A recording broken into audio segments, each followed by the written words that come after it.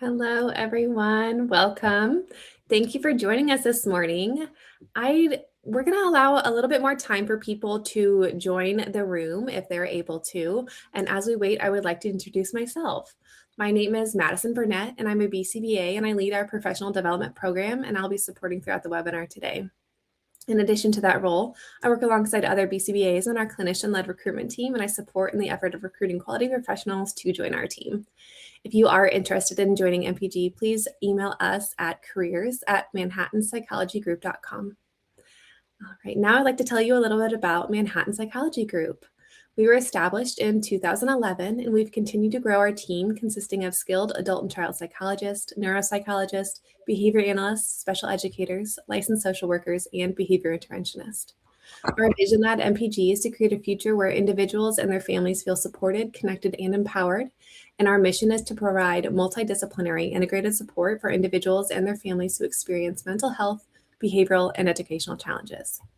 Some housekeeping information for today's webinar. We are going to be having 2 breaks over the course of this 3-hour presentation. There will be checks throughout the 3 hours. So if there is one that occurs that you miss, don't worry, you only need 3 of the 4 checks. If you do miss more than one of them, then there would also be a quiz that you can complete to get attendance for this course. Now I would like to introduce our presenter. Michelle is a board-certified behavior analyst and a certified behavioral sleep practitioner who loves helping people improve sleep and feel their best. With over 20 years of experience as an educator and behavior specialist, she teaches practical, science-backed strategies that boost productivity, energy, and focus while improving long-term health. And Michelle also works with individuals, families, and teams to make small changes that create big results, so everyone can wake up ready to tackle the day. And now, without further ado, I will hand it over to you, Michelle. Hi, thank you so much, Madison. Yes. I'm very excited to be here for Rested and Resilient. And I want to take just a moment because I was intentional in this picture on the front. So the picture you see is like, somebody facing the sun, ready for the day, like hands, fists in the air, and I thought, let's tackle this day. And that's how I feel about sleep. Sleep is amazing, but it's not really that the time that our head is on the pillow. It really is that moment when we're ready to wake up and how are we feeling? So I want you to take a moment and think about when you wake up. Are you feeling groggy, hitting the snooze a few times, muscling through the day? Or are you feeling like, okay, I got this, let's do this? And that's why I came up with this training, because the rest that we have at night is going to set us up for the day. But then also there's strategies during the day that are going to help us get the quality sleep we need. So it really is this cyclical environment or strategy that we're going to be looking at today. I have 3 main sections that I tried to divide this training because 3 hours is a lot of training. But the first section, we're going to really be diving into what does it look like when we are sleep deprived? So that's a big chunk of it. And then we're going to go into what impacts our sleep. And then finally, what can we do about it? And then commonly asked questions. So very excited. There are points that I have where you can ask questions, but feel free to either put them in the chat or I will say, are there any clarifying questions or anything that we need to do? Okay. So who am I? Madison already told you a little bit about, yes, I was a special education teacher for 20 years. I became a BCBA and I worked with 2 companies.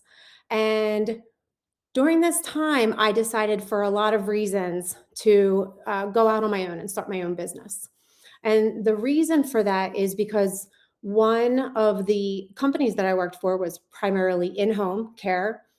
And then there was always you heard about the problems that were going on in school or maybe in dance class. And I felt like, I was only helping this family within this home. And then, I'm sorry, I looked at the chat. And then when I was in the school environment, it was the opposite, but similar problem. It was, okay, well, what's going on in the home? And I felt like there was kind of this disconnect. So I did start my own practice a few years ago. And yeah, it was pretty incredible. It's been a ride, but I'll get into that a little bit more. So that's a little bit background about who I am. And then I say who, I want to go into a little bit of a personal story of mine because it almost makes me laugh that I am training individuals now in how to sleep and how to quiet their minds. Because when I was in my 40s, I was an awful sleeper. At this time, I was teaching, and I remember walking into the classroom and literally like flopping down on my desk chair, wondering how I was going to get through the day. Like literally, I don't know if you've ever struggled with this, but I would have like the pain behind my eyeballs and my head hurting so bad and feeling, how am I going to, at the time, I was a kindergarten teacher in special ed classroom. How am I going to do this? I had patience was like, I was trying the best I could. I was trying to show up, but I was the one that was muscling through the day, just looking at that clock constantly, thinking, when can I leave so I can just go home and crash and take a nap? And really, that's all I wanted to do. If I could go back to my past self and say, Michelle, you're actually going to be teaching people how to sleep, I would have been like, yeah, okay, whatever. I never would have believed that because it was really hard for me. And the time, it wasn't like one day or 1 week. It would last for weeks at a time, and I would not sleep until I was so exhausted my body would conk out, and it was more like, oh, hallelujah, I slept, oh my gosh, I slept, and then it would go right back to the next day. And I now realize exactly what was happening and the mistakes I was making without realizing it. So that's something I'm going to be able to share with you today. So my why, another story. So how did I become a special ed teacher, BCBA, to where I specialize in sleep now? How did this happen? How did I get there? I was working with a family. I'll call the boy Christopher. He was doing really, really well. And let me give you a little bit of background. He had some aggression, very impulsive, very quick to, he could communicate until he was very agitated and then forget it. No words were coming out of his mouth. It was pushing, shoving, grabbing, anything in order to get his needs met. So he was doing very, very well. Mom was doing great. He was doing wonderful in school. I was able to see him both in the home and at school. And I'll never forget, I walked into the home and the mom looked completely disheveled, like the knot, the hair in the knot, the makeup on her face, like smudged, holding a baby on her hip. And there was Christopher, literally like bouncing off walls. He looked like, I hate to say it, like almost like a little gremlin. You know how like Gizmo's so darn cute, and then he turns and it was like, I was like, what am I walking into? What has happened? And I just had my eyes and I'm looking at mom and she goes, yeah. She says, he's not sleeping. I'm not sleeping. And everything is out the window. He is awful right now. And I'm sorry, I hate to admit this to you, but I have no patience, none. I can't. And what happened with that is because, rightly so, mom, no judgment, mom was losing her patience. And so she was cursing. And then we saw a new behavior come out in Christopher. He started then cursing. And mom was like, my fault. Like, I totally take all blame for it. I can't do this. And I noticed this ripple effect because I thought, okay, when Christopher isn't sleeping, any strategies, anything that was working was out the window. And I mean, it was like right back to it was at the beginning but then even more so. It was just wild. And then he was having problems again at school. No surprise. Then mom had no patience and some serious mom guilt. And it really was. I looked at this and I thought, I know nothing about how to help this mom help her son sleep. And this is a problem. And so I started to look into that more. And that is really what started my journey in. I need to find out more about sleep because sleep is the foundation for everything. And that we'll be talking about that much more today. Okay. So, really quickly, I want to go over because I had mentioned Christopher and I use the word clients, sometimes we might use consumers or students, the individuals that we serve. Okay. So, how does sleep impact them? Some of these things I already mentioned when I was telling the story about Christopher. We have increased irritability. Like, think of a child who's having a temper tantrum. Well, that goes through the roof, and a child doesn't have to be 2 or 3 to have like a tantrum. Okay. Huge emotional outbursts. They're really unable to express themselves in an appropriate way, even no matter what their levels are, if they're not sleeping. Reduced, and this goes right into school. So even those children that aren't necessarily a behavior problem, but any kind of attention, they have attention difficulties, issues with focus, and even task management. So whether you're working with a student in a school or higher functioning within on the job in the job force, of course, lower frustration, higher reactivity, and just unable to sit, think about some problem solving. And of course, all of this adds up to more frequent challenging behaviors. And yes, we are here to talk about BCBAs and being rested and resilient, but I didn't want to miss the opportunity to let you know that if you see a client of yours, consumer, if you see somebody that's really like off, ask about their sleep because it can make all the difference in the world. Okay, so then what about us? So of course, we're the same, very similar in how we respond when we're not sleeping. So I want you to take a minute though. I want you to try to think of a moment or something that happened where you realize that, you know what, I probably should have responded a little bit differently, or maybe I was a little harsh, or, I really had no patience for that child, or maybe it's your spouse. It could be something in your own personal life. So I'm going to stop talking for just a moment. So I want you to think of a time or a difference between how do you handle something when you've had a full night's sleep, and then how have you handled something when your sleep schedule is really off and it's depleted and you have that serious sleep deprivation.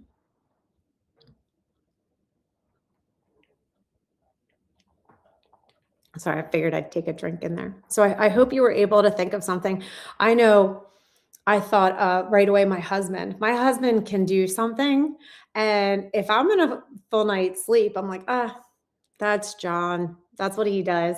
But if I'm not sleeping, it's like, I hate that. Why did you just say that? Or like, it's a different reaction, whether or not we're at home or, our place of business. And the other thing I want to talk about, or I want you to think about, this is, I believe it falls under the general CEUs, but this could really fall under ethics because not only are we more irritable and it's difficulty to like stay patient and focused and be present, but it's also harder to think creatively, excuse me. So we have to come up with decisions all day long. And when we are sleep deprived, it's really hard to think outside the box and think about what do the individuals that we're serving, what do they need and what is the best way to get them there. And it really lowers our judgment. Many times we could miss something without even realizing it. And I think, when you're in a situation and we're really sitting back and we're collecting this data, is there something that we're missing that we just didn't see? Maybe there's a child, or I say child because I work with adults as well, but most of my background. So if you see me saying child a lot, I apologize. But with an individual, we might miss out that they're starting to get agitated, and there's those little signs. We notice like the fist clenching up, or we notice somebody said something and really upset that person, or they're showing you signs and you very possibly could miss it because you're less observant. Okay, there's so many things out in the environment that we could possibly miss, whether it's a teacher or someone who is in a supervisory role, somebody who an RBT, maybe the way that they are going into this situation and you are misreading it, or you're not even picking up on it. There's so many decisions that we need to make, and we need to be at our best. And I couldn't help but think, when I'm like, gosh, this really does fall under ethics. And I thought there was I was in a child study team meeting, and there was an individual who was leading the meeting, the case worker, and she was reading the report, and she acc- accidentally several times in this report said someone else's name, like literally within the report. So I forget the child's name. Let's say the child's name was, Jane. Well, here Jane, and all the information in her report, and then must have copied and pasted, and then it said, like Meredith this and Meredith that. And the parent was very, very upset, and the caseworker was incredibly embarrassed. And we make mistakes, and when an individual is not sleeping, those mistakes go through the roof. Like, we don't even realize that we're making them. So really, this could fall under ethics. Okay. So I just want to pause for just a moment and give you time to think about all of the, oh my goodness, I don't even know, tens, hundreds of decisions that we need to make, whether it's with reports, programming, coaching, working alongside our behavior techs, parent communication, all of these things. And just pause for a moment and realize that our sleeping not only impacts us, but then it affects the individuals that we are directly working with. So it's just really, I thought that was important to take some time and dive into that. I know that was all about the clients, and now we are going to be moving on to really what is the reason why you're here, right? For your own resilience. So this is a perfect time to talk about, what are your goals? I want you to think about them. It could be personal, it could be professional goals. It might be, Michelle, I'd love to take off 10 pounds, or I want to have a little bit more muscle mass. I want to be better at handling my relationships. I want to be better at handling stress.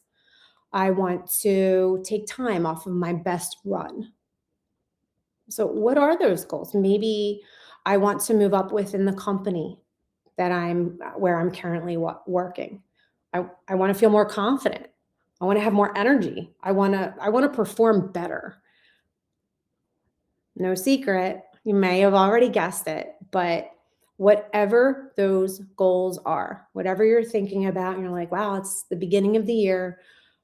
If you're watching this recorded, who knows what time it will be, but it's always a good time to think about your goals. And whatever they are, it's sleep. Okay, so I always think about this. If I could offer you this magic pill or wave this magic wand and say, you would be able to boost your memory and your focus, your energy. You're going to be in a better mood. You're just going to be like killing it with your creativity, and you're going to be able to come to those decisions, because let's face it, right? As a BCBA, people are always looking at us for the answers, and sometimes it's very overwhelming, right? It's like, whoa. But what if you could do that all the while reducing the stress on your body and reducing inflammation, which is the cause of so many illnesses? So you're going to reduce your health risk. You're going to improve your learning, your relationships, your recovery, your immunity, your longevity, everything, every single thing. It's like a Mad Libs. You could fill in anything. I don't care what it is. And I promise you that sleep is the foundation for that. Okay. That's the magic of sleep. It's huge. And the one part I want to share with you before I move on to really share all of the areas that are impacted by sleep, I promise you, I am never here to use scare tactics or to say, you have to get sleep because this could happen.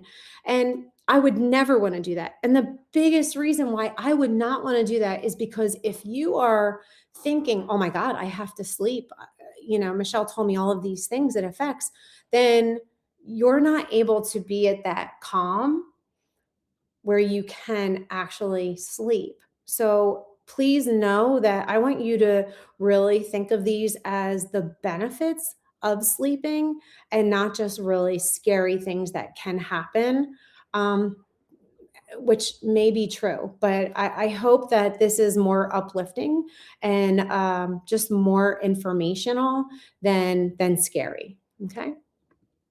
So these are all the critical areas that are influenced by lack of or sleep, depending upon how you look at it. Okay. So fertility, one of the very first statistics that I heard when I had no idea. So sleep impacts your hormones. So one of the hormones, testosterone. A man who sleeps for less than 6 hours a night continuously has much lower testosterone levels than that of men that are consistently getting those like 8-ish hours. It doesn't have to be 8, it's like 7 to 9. But what you're going to see here is it's not just the quality of sleep, or excuse me, the quantity of sleep. It's really that routine quality. Everyone is going to have the occasional poor night's sleep. That happens. Okay. So something else, I thought this was really interesting. So I hope you enjoy this part. And it's not just because of my love for sleep and everything about it. But what I did was I really wanted to find some very recent articles or research-based information where it's shared about the importance of sleep. So in a very large study, excuse me, I'm looking at my notes. So in a large study, it was almost 1,700 couples that were asked over time about their sleep patterns. So they looked not only at the quality of, excuse me, I keep saying that first, I'm sorry, the quantity. So how many hours of sleep did they have per night, but then also the quality. But they also ask them about how regular are you with like your routine. Do you go to bed at the same night? Do you go to bed at the same time each night? Approximately. It's not going to be exactly. And do you wake up around the same time each night? And what they found was the individuals with regular sleep patterns had a higher rate of their fertility. And the interesting thing is they actually got pregnant in a shorter period of time because of that. And the other thing that they found out is women, this will blew me away. Women that said they felt they didn't sleep well, but they actually were getting like 8 hours of sleep, but they reported that they didn't feel great about their sleep, actually had reduced fertility odds. So, I found that interesting, but it falls in line with everything that I know. How you think and how you feel about your sleep, your beliefs impact the way you sleep. So, and this study showed that. And so, quantity, quality, and your routine, your regularity, and your beliefs all will impact fertility and those hormones. Okay. The next section, metabolism. So, of course, they're hormones. So, have you ever, I'm asking this question, just think in your mind, have you ever did not like you had a few nights sleep where you were like, I'm just like not sleeping well. I'm feeling groggy. And you just keep snacking. Have you ever done that? I remember always keeping snacks in my drawer because I would get the snackies all the time, especially when I wasn't sleeping. I felt like I was trying to compensate for the energy that I didn't have. Well, there's a reason for that. So, in the Journal of Clinical Endocrinology and Metabolism, there was an article very recently. There were two groups of individuals. With these two groups, one of the groups was would sleep about 8 hours, and then the other group was permitted to sleep 5.5 hours. Now, with these two different groups, they also had rooms that they went into, and there were tables of food at that both individuals had the same exact choices of food. And what they found was the individuals that slept fewer hours consumed incredibly, it was like, oh, I didn't write it down here. Darn it. A considerable amount more calories per day, but then also the choices. They went to the more sugary options, the more fattening options. And there's a reason for this. There are two hormones in your body. One is leptin and one is ghrelin. The way I remember this is ghrelin. So ghrelin is like, think about that little gremlin or your tummy grumbling, right? Ghrelin tells your body like, eat more. I want more. Leptin says, nah, I'm good. I don't need to eat anymore. Well, guess what happens? When you're not sleeping, these hormones that are supposed to tell you when to eat and when you're satiated actually literally go bonkers and reverse. That is why sleeping or sleep deprivation is linked to obesity and diabetes. So getting your sleep also, if like those people, this is why I said if you're one of those individuals who said, I would like to lose a few pounds, especially after, the amount I ate during the holidays, I'd like to take that off. Sleep will help you do that. So isn't that crazy? Oh, I see in the absolutely. Okay. Sorry, I'm taking a peek in the chat. And so if I get distracted, I apologize. That's why. Okay. So the next area, cognitive functioning. I want you to think of your brain as a sponge. So right now, we're learning new information, right? So when you have a good night's sleep and you're learning information, your brain is like this sponge and it's easier to take it in. Okay. Have you ever tried to sit through a lecture after not sleeping? It's painful. So you're able to do this. But also tonight, when you go to sleep, there's something called sleep spindles. So what you're doing is as you're sleeping, your brain, there's these sleep spindles that are in the front part of your brain, and then it's going to your long-term memory. So if you are getting ready for a test or you're like learning some information and you really want to be at your best, it is important to get good night's sleep beforehand and afterwards. So it's amazing. I'm just checking super quick to see if there's anything. Oh, this is it. Okay. So this is interesting.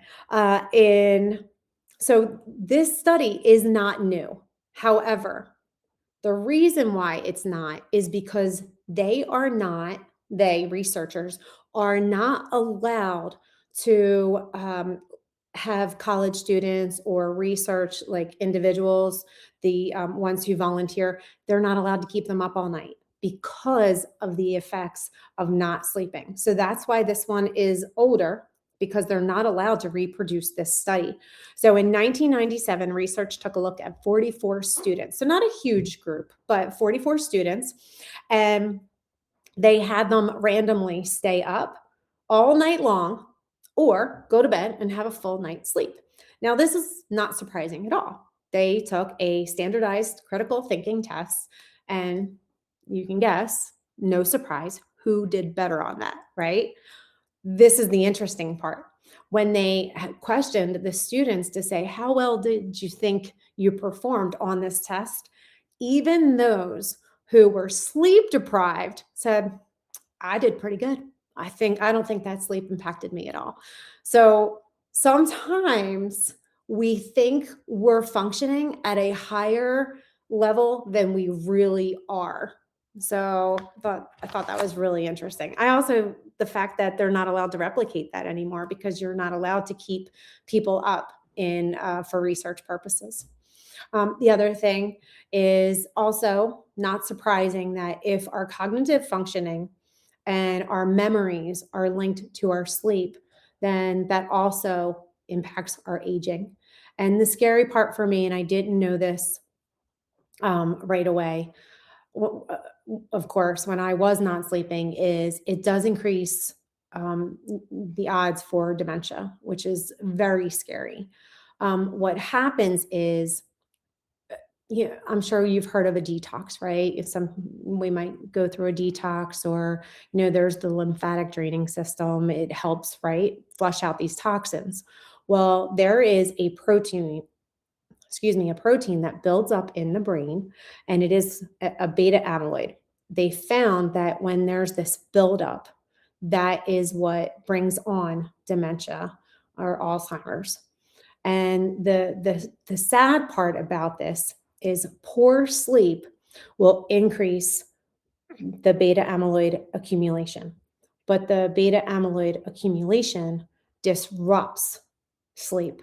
So it's really scary when that starts to happen. So the best thing to do is avoid that, because what happens is if you think about it this way, when you're sleeping, it's like your brain is being washed of those proteins. Okay, and this is when it happens during sleep.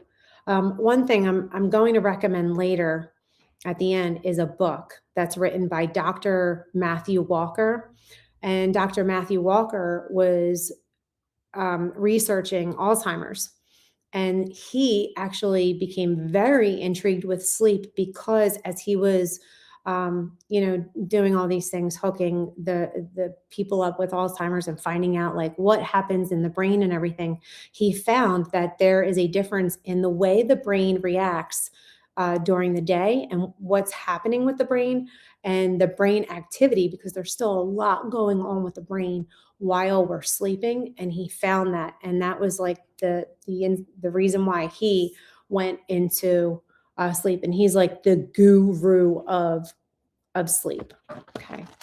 I promise I'm going to do a couple more of these, and then I will ask if there are any questions. Okay. So cardiovascular health, it helps. There's different stages of your sleep. And within each one of these stages, there's a different benefit that happens with your body. So the one I already mentioned, the sleep spindles, right? That happens while you're sleeping in stage 2 of sleep. The deeper sleep, level 3 sleep, that is when these things like help, when sleep is helping with blood pressure, heart rate, inflammation. This is when it's really important, like during recovery. If you had, my aunt just had surgery. So this is when it's very, very important, excuse me. But one study that's been replicated time and time again, this is very interesting. So the time change, when we spring ahead or we fall back, and we have that time change twice a year. So what happens is when we gain an hour, there is a decrease 21% decrease in heart attacks. When we lose an hour and we go back, there is a 24% increase in heart attack admissions to the hospital. So if that does not like wake up people to know the importance, that's just one night of sleep, but the difference is it's wild. Okay. And the reason why is it's impacting your circadian rhythm, which we'll talk a little bit more about. But that sleep loss increases blood pressure, any inflammation, and it impacts the sympathetic nervous system. So it really, oops, I don't want to change the slide yet. But that goes right into your immune system. So having a good night's sleep. So some of you may have gotten your flu shot, or maybe you're getting a vaccine of some sort. If you are, studies show it's very beneficial to have a great night's sleep beforehand, because your body will interact with that better, and it's better afterwards. The interesting thing is they said, I keep using the word interesting, I'm sorry. But what I found is in this study, they showed that it doubles the anti-producing cells, the immune response, when you're getting a good night's sleep after after you get that vaccine. So beforehand and after will actually boost the immune system, not just maintain it. And then finally, for this section, safety. And this to me is it's sad, just because it's scary, I should say. And I have somebody close to me that actually fell asleep while driving on his way home from work. So safety, I mentioned it earlier that chances of making mistakes is much higher. Okay, our judgment, we miss things, so mistakes. But safety concerns, as it is, like if you are driving a vehicle, and this is something, we talk, if you have teenagers or if you know any teenagers, we talk to them about not driving while they're intoxicated or, under the influence of anything, right? How often do we talk to our family, our loved ones, our teenagers about not driving while drowsy? I don't think it happens. I know I didn't think about it before I really got involved in the sleep world. What happens is there's something called a micro sleep. So, when you're sitting, I'm sure we can all relate to this, when you're sitting on the chair or sitting on your sofa and it's, you're ready for bed, and you feel your head kind of, nodding out, and your eyelashes are like real heavy. You're just like these heavy blinks. What happens is if you're drowsy driving, you have these micro sleeps. Some researchers say it is actually more dangerous to drive while sleepy than it is to drive under the influence, because when we are under the influence of something, we have reaction, but it's much delayed. Okay. It's a very slow reaction. But what happens with a micro sleep is you literally like fall asleep. So instead of a delayed reaction time, there is no reaction time. This gentleman that I know, my husband, works shift work, which is actually the reason why I really became obsessed with sleep, finding out about how it impacts shift workers. But the gentleman was driving home. He, after a 12-hour shift of working all night long, was driving home, was only about 5 minutes away from his house. He fell asleep and went onto oncoming traffic. The only saving grace is the person that he hit. It was a very large truck. So the individual he hit was fine, walked away from it. But he was only 5 minutes away from his house. So it's scary. And please know that I don't share this information lightly. I don't share this. It's such a downer. But I only say this because I really want people to know the information so they can share it. but then I really want people to prioritize their sleep. So if you have um, any fear, that's not what I'm trying to get across, but really the significance of sleep.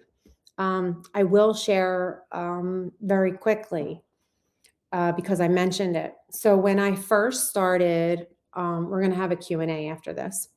When I became really interested in sleep was because of the little boy Christopher I told you about. But something happened. So when I was working with Christopher and I was helping his mom teach him how to fall asleep independently and look at what was going on, why all of a sudden was his sleep out of whack. And, we were able to figure it out and able to help mom. But when I was learning more about how to help children, my sleep started to improve. And I was like, well, this is pretty cool. Like I wasn't expecting that benefit. And I was just wanting to help the families I was serving. And then I was folding laundry. I'll never forget this. I was upstairs folding laundry and I was watching Dr. Matthew Walker. If you have any interest in sleep, look him up. He is amazing and he's all over the place. I was watching a podcast that he was on and he said, if you ever doubt the impact of routine, quality sleep, and you have any doubt as to the importance of that, take a look at shift workers. Shift workers are at a higher risk for cancer, heart disease, and Alzheimer's. And I'll never forget, I literally felt like somebody punched me in the gut because my dad and my husband and my sister are all shift workers, work very long hours, rotating shift work. And I was like, here I am trying to help families, other people's families, and my own family is at risk. And I had no idea. And so I went down a rabbit hole learning as much as I possibly could about sleep. And so my desire is to share this information. So my goal for you today, and I hope sincerely, is that one, you say, wow, Michelle, I'm going to prioritize my sleep. Cherry on top, if you can share this information with somebody else, the importance, and that we're BCBAs. We help people improve their life, their goals through changing behavior. And that's what we can do. It does not need to be a pill. So, and then of course, my final goal is for you to be able to have the strategies where you're like, okay, I'm going to prioritize sleep. And now I have some ways that I'm going to be able to do that. Okay. So it's not break yet. So I am going to look for a moment. Please, if I hate talking this much, believe it or not, I love dialogue. So if you have any questions, please pop it in the chat. I did see a question come up. Really, it's just a request, I guess. But can you share the citation for the heart attack study? Mm-hmm. I can. Let me write it down. I don't have it directly in front of me now. Is this something that I can get to you? But I can even look for it over our break. But that is one. If you look up, it is everywhere. It is one that has been replicated. But I can, hold on, let me get myself up.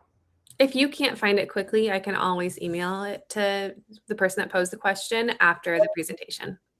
Okay. And they want the citation of that? Yes. Okay.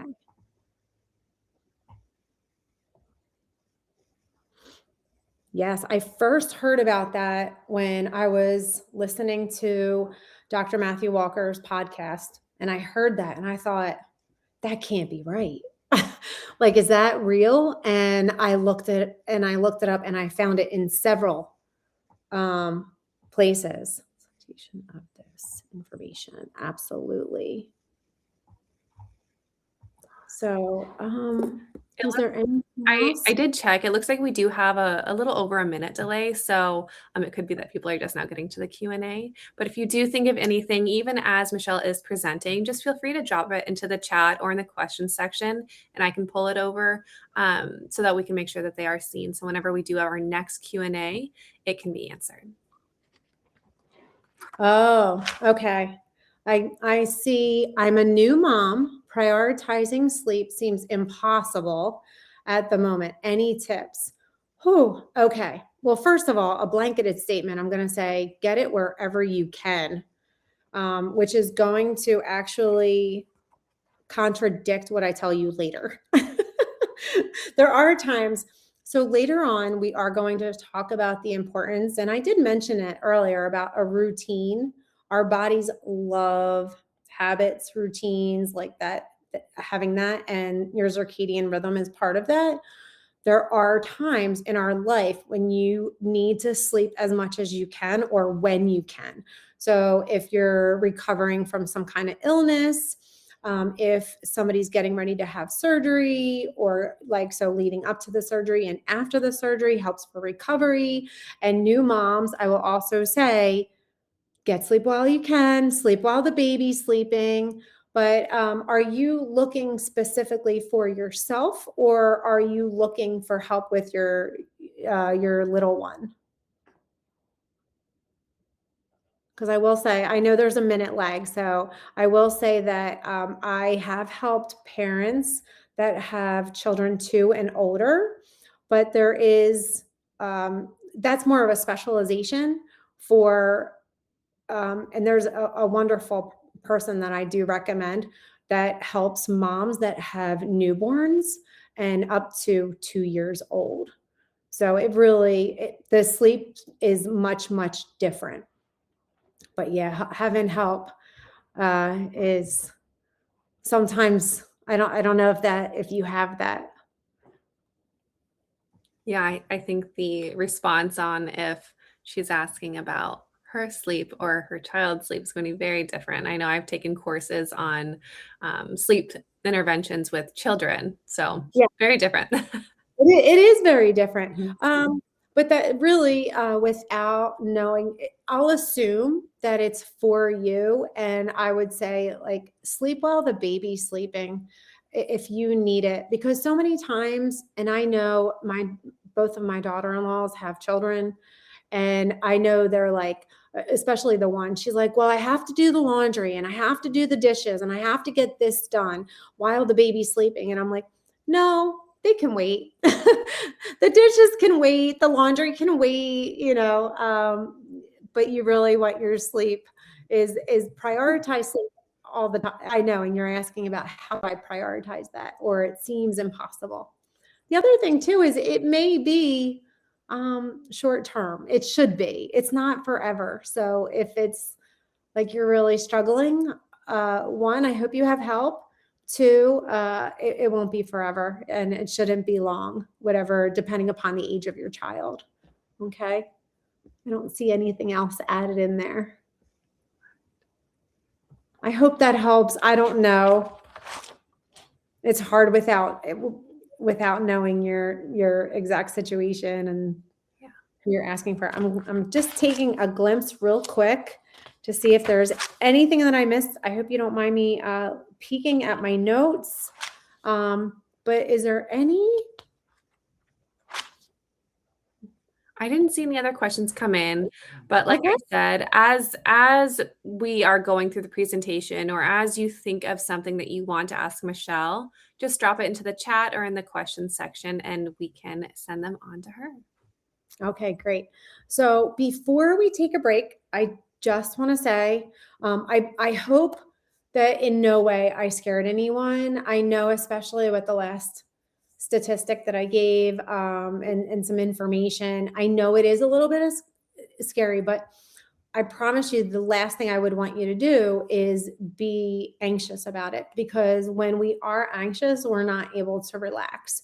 So I hope that this is information that is helpful. and one thing I will end with is, at least for this section, is the more we try to sleep, sometimes that trying is actually the part that eludes us. So it's really just for information, if you can take it in a positive way, that these are things that can improve in my life when I sleep, rather than the oh my gosh, if I don't sleep, this is going to happen, like some dread. The next section that we are going to dive into really is, so we first talked about, these are all the things that are impacted when we are sleeping or not sleeping. Okay. The next thing is what impacts our sleep. So there's 3 areas based on sleep. And so this next section we're going to get into, it's called cognitive behavioral therapy for insomnia. I will share real quick that I'm not a therapist. And a lot of times when people hear cognitive behavioral therapy, they think, okay, well, you need to be a therapist in order to get that, to have that training, to have, there's actually a certification coming out. If there's any BCBAs that are, as interested in this as I am, or like, wow, this is significant and I want to learn more and I want to learn how to help individuals sleep. You can, anyone who's working in the field as we are, and also psychologists and psychiatrists and all of these, nurses can go ahead and get the training for CBTI, it's called. So I highly recommend it. There's a lot of places they offer that. And then there's even additional schooling through Stanford that I had went through they're phenomenal. So if you have any interest, but that's the next section that we're going to be getting in. But I hear that a lot, like, oh, wait a minute, you must be a therapist because it's CBTI. And no, you do not need to be a therapist in order to receive that training. So, okay. So I guess nothing came up, Madison, right? We did have a question come up, but we can always answer it after the break to see if we do get any more over the break.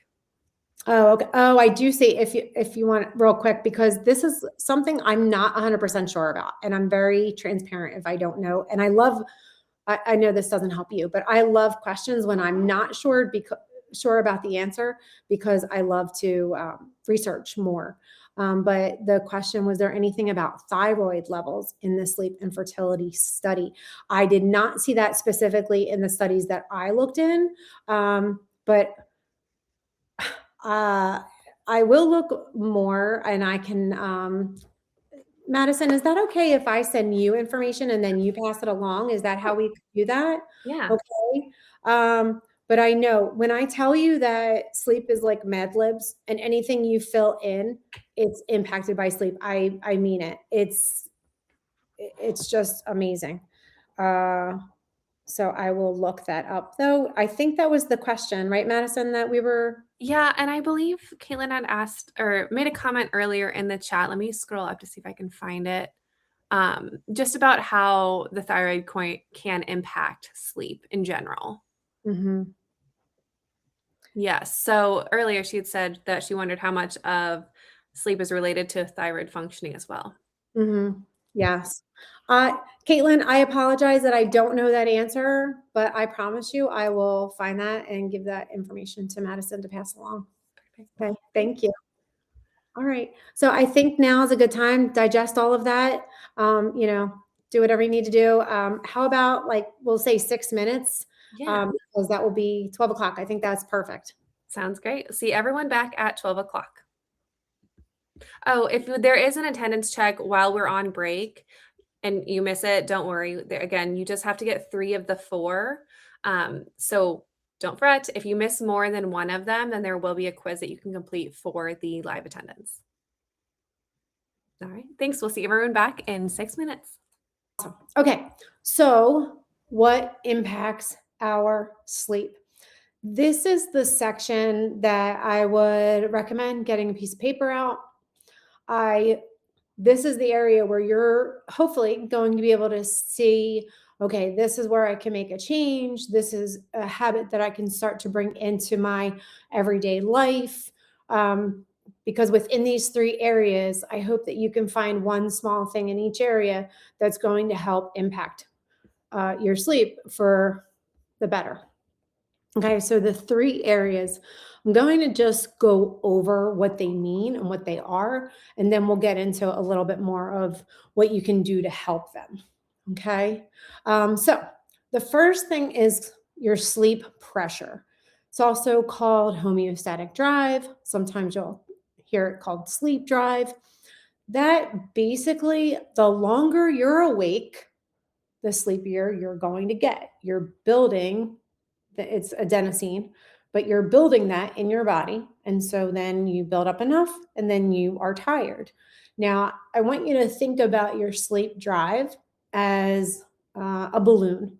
Okay. And as you're blowing up this balloon, it's almost like a great big pillow that you're going to be able to lay on. So there's things that you can do during the day that are going to make you more sleepy.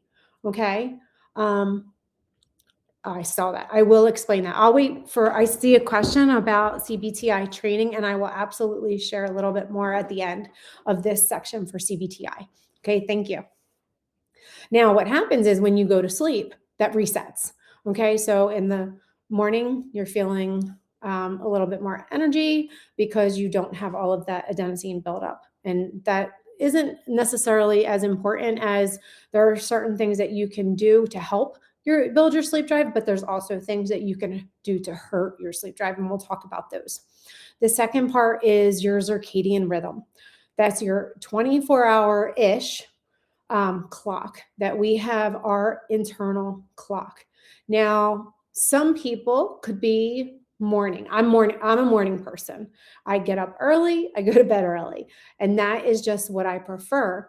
Now, people that are night owls, I used to think, not to sound too judgmental, but I used to think, well, like get up early, like start the day and, don't, my sister is one that she is notoriously up late. And this is something that really is the way we are built. It's not something that you can change. You can gradually change it if you really need to, or if you're very, very consistent. But typically that is how we are built. Okay. Circadian rhythm is also influenced by the light. So the light or the dark is going to influence your sleep and your alertness. It also, your body temperature changes as you're sleeping. And then finally, it helps to keep that same routine, which I mentioned to the mommy out there, the new mommy, congratulations. I mentioned that routines are best, but there are certain times where that's just not possible. And then finally, the third piece I mentioned briefly is your thought and your belief about your sleep impacts your sleep. I saw somebody today, and the first thing she said to me is, "Oh my God, I'm so tired. I'm so tired." And what I would say is if you catch yourself talking about how tired you are, thinking about how tired you are, saying, "Oh my gosh, how am I going to get through this day?" It really does start a downward spiral of like that inability to sleep. And so the more we talk about it, the more it happens. It's almost like if I say, don't think about a pink elephant, poof, we all think about the pink elephant, right? So if you're constantly saying, I can't sleep, I can't sleep, I can't sleep, or I'm so tired, then it perpetuates that, okay?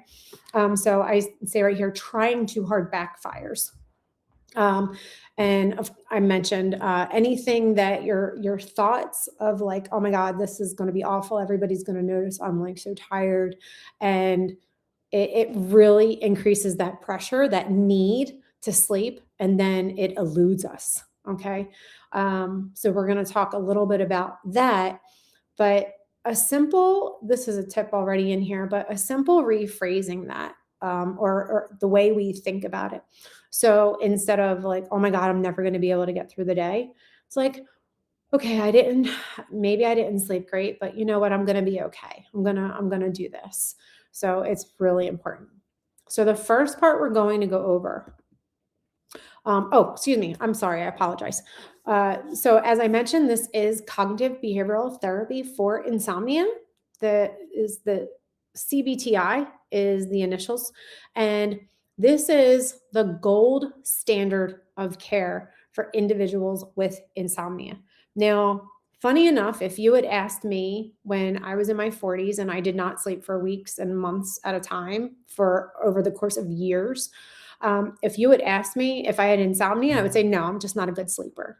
Like, I did not know that I had insomnia. And sometimes when I work with an individual, they'll say, I don't have insomnia. I fall asleep, no problem, fine. I just wake up really early. That's insomnia. So, insomnia is someone who has difficulties initiating sleep.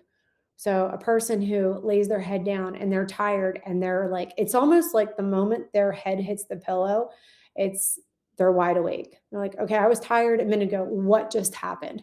So, difficulties initiating sleep. A good frame of reference is it should take a person 20 minutes or less to fall asleep. Okay. The second problem is a person who has difficulties maintaining that sleep. That person who wakes up throughout the night, but we all wake up. Even those best sleepers, even those people that are like, I'm a great sleeper. I go to bed, I don't wake up until the alarm goes off. Even those people who think they're great sleepers, they still wake up in the middle of the night. But it's so brief that they don't really remember it. They're not registering that they're waking up. So the individuals that are having difficulties, they wake up, but then they can't go back to sleep. This was my problem. I would wake up and I would be up for an hour and a half, 2 hours. I would see like, oh my gosh, I would be like, why is it 3 o'clock in the morning? I don't have to be up for another 3.5 hours. And I would be up for like 2 hours, and then I'd fall asleep. And then I'd wake up and then I'd fall asleep. So maintaining sleep. And then finally, the people that wake up super early in the morning and I don't want to be up yet. And they're just, maybe they only had 5.5 or 6 hours of sleep, but for some reason they're waking up way too early. And maybe they're waking up at like 4:30 in the morning and they're up for the rest of the day. That's actually the hardest from my viewpoint. It's the most difficult to help people because their brain is then alert and they're up for the rest of the day. So initiating, maintaining, and then those really super early risers are considered to have insomnia if it happens for multiple times during the week for several weeks. Okay, there's different levels within that, but I won't go into that anymore. Okay, that is insomnia. CBTI is the gold standard of care. This is, and it like just per like I can't even think straight when I had so much problem when I had so many problems sleeping and I went to the doctor, it was never mentioned. CBTI was never mentioned. I never heard of it until I became interested myself about sleep. So unfortunately, I don't know why, but it's not well known, which flabbergasts me. Doesn't make any sense to me. So one thing I like to say is great sleep does not happen when your head hits the pillow. Great sleep happens the moment you wake up. You might be thinking, Michelle, that makes no sense. This is why. I want you to rethink sleep. I want you, when you wake up in the morning, I want you to think, what could I do during the course of my day that is going to help me get to sleep at night? And that is the reframing, okay? First thing we're going to talk about. I'm going to stand up and stretch my legs. Building that sleep pressure. So as soon as you wake up in the morning, a couple things. One, I want you to start waking up at the same time every single day. Yes, that means weekends too. So you might wake up at, let's say 6 o'clock in the morning, Monday through Friday, but you're like, but Michelle, I could sleep in until 9. What happens is when you are waking up at the same time every single morning, and then you decide that you're going to sleep in.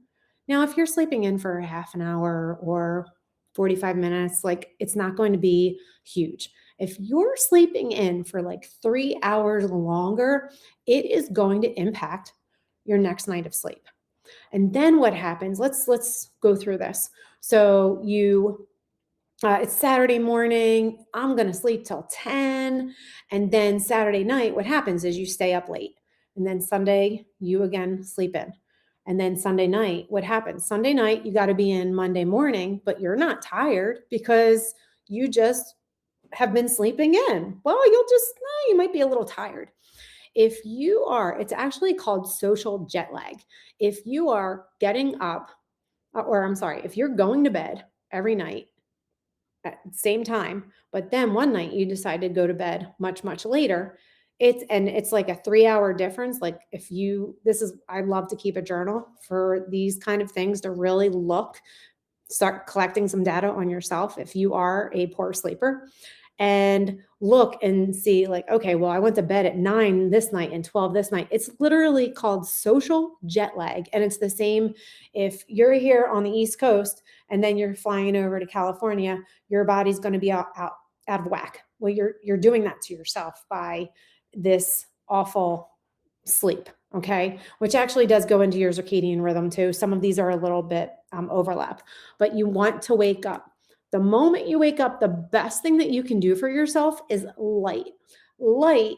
Oh, sugar snaps. That's actually circadian rhythm. I'm sorry, I'm getting ahead of myself because they do intertwine. Okay, but this is sleep drive. You want to build your sleep drive. So build in movement. Now, I say movement, it doesn't have to be going to the gym. But if you have a sedentary job, and it really depends upon who you're serving and what your job looks like exactly, but you want to build movement into the day.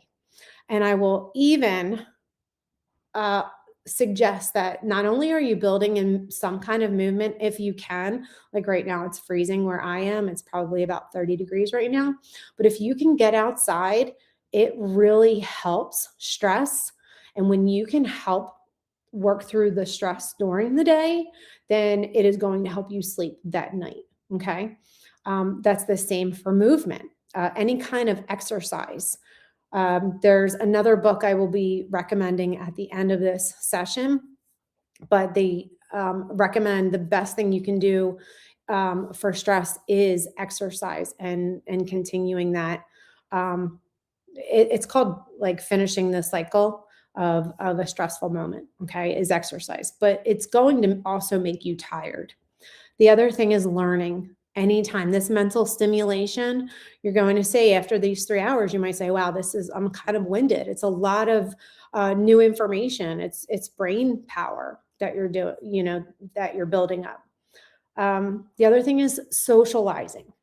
Believe it or not, getting out and doing things with people is a great way of building your sleep drive while also decreasing your stress. I guess depending upon who you're socializing with. And then, okay, so these are ways of building up our sleep drive. The best way is the more you're awake, the more tired you're going to be. But that also, what happens is if you doze during the day, if you take a nap, so remember I told you about this big balloon that we're filling? When you're filling that balloon, if you take a nap, you just left some of the air, let some of the air out, or you let go some of that sleepiness. And a lot of people don't feel that dozing right before bed. Have you ever caught yourself on the sofa and you're thinking, I should really go to sleep right now? But then you catch yourself like falling asleep. And then the next thing you know, maybe, your spouse is waking you up and saying, hey, you're falling asleep. Let's go to bed. What happens? I want you to think of that the same way you think about a meal. So let's compare your sleep and your dozing, okay, and how it impacts your sleep to eating a meal. So maybe you come home from work and you're starving and you start cooking dinner. But then as you're cooking dinner, you're kind of like taste testing. Maybe you take some food out of the cabinet because you're like, well, this isn't going to be done for 20 minutes. And you start eating and eating. And then what happens? Finally, you're ready to sit down for dinner. But the more you eat, the less hungry you are. I think of Thanksgiving. I cook, and as I'm cooking, I'm taste testing all day long. And by the time the meal is on, I could care less. I don't even want to eat. So that is what you're doing to your sleep. So if you're struggling with sleep, and the one thing you want to avoid is that dozing, because then you're taking away from that quality sleep. Okay. So through this building your sleep pressure, is there something on this that you say, you know what, Michelle, I don't get up at the same time every day, or I do catch myself dozing before sleep, or, I don't work out, or I don't, have this movement, and putting that in there. So, what is something that you could do to help build your sleep pressure? One thing I want to share, and this is part of CBTI, is it's called sleep restriction, which is so bizarre when you think about it. It's really you're consolidating your sleep. So this is really more if you're really struggling. Okay. So this is kind of a next step. You may not need this. If you, sorry, my desk moved. If you are going to bed and then you're like, well, I'm in bed, but I'm not sleeping. And then it takes me an hour to fall asleep. And then I'm asleep for 2 hours. And then I wake up and then I'm, tossing and turning. And then what happens is you might be a person, could be in their bed 10 hours, but they're only sleeping for 7, but it's all broken up, right? It's an hour here, 2 hours here, a couple hours here. It's this broken up sleep. And if you get broken up sleep, it's awful. It doesn't feel like you don't feel refreshed. So, what you can do is look at how many hours you're actually sleeping. And that's going to be the number of hours that you allow yourself to be in your bed. Okay, so you're going to try to consolidate your sleep, kind of press that all together. And just one more thing, you actually add a half an hour to it. So, say you're in bed. If this is describing you, if it doesn't, I'm sorry, file that away. But if you are one of those people who are having that broken up sleep, it's awful. And I feel for you. You figure out how much sleep am I actually getting. And if it's about like 6 hours, but it's all broken up, you allow yourself 6.5 hours to be in bed, and then you crunch it up. And then what happens is you actually find that you're able to sleep. That is an overview of how that happens. There's a little bit of nuance to that, but basically well, I'm kind of getting ahead of myself. I'm going to pause there for just a moment. The next part is your circadian rhythm. Your circadian rhythm, I also mentioned, your rhythm is also your clock. Are you a morning bird? Are you an early bird? Excuse me. Are you a night owl? Okay, so I have 2 columns here. The first thing when you wake up, ideally, is to get natural sunlight. Right now, where I live, when I wake up, it is pitch black dark. And so I turn the lights on. That helps me like wake up, reset. That is very helpful. But ideally is natural sunlight, some kind of movement or stretching, and your eating schedule has so much to do with your sleep schedule. Think about it. When you're using the bathroom and your digestive system, the more regular you are with your meals and your sleep, you're going to find they go hand in hand. Okay. I know that sounds a little like surprising. So the night owl, if you are a person that really likes to stay up late and you have a hard time getting up in the morning, you can make small shifts, but that you want to be that person who really uses that light in the morning to help you adjust. If you're the opposite and you need to be up a little bit later, or you're finding that you're falling asleep, you want that light at night. So use light to help you on either end. Okay. In the afternoon, that bright light helps keep you alert. Like I said, getting outside is bonus. And it really helps wake you up, especially right now. There is something called seasonal depression, and it's a real thing. And it's because of the limited light that we have, the decrease in our light. So during the day. So when you can get out, take advantage of that. It is so important for several reasons, but it impacts your sleep. And then if you have to, I have, no, sorry, I'm not even going to go there. My brain's getting a little bit ahead of me. I get excited. And then finally, okay, you're getting ready for bed. Again, those lights. As you're getting ready for bed, you want to send some cues to your system that it's time for you to go to sleep.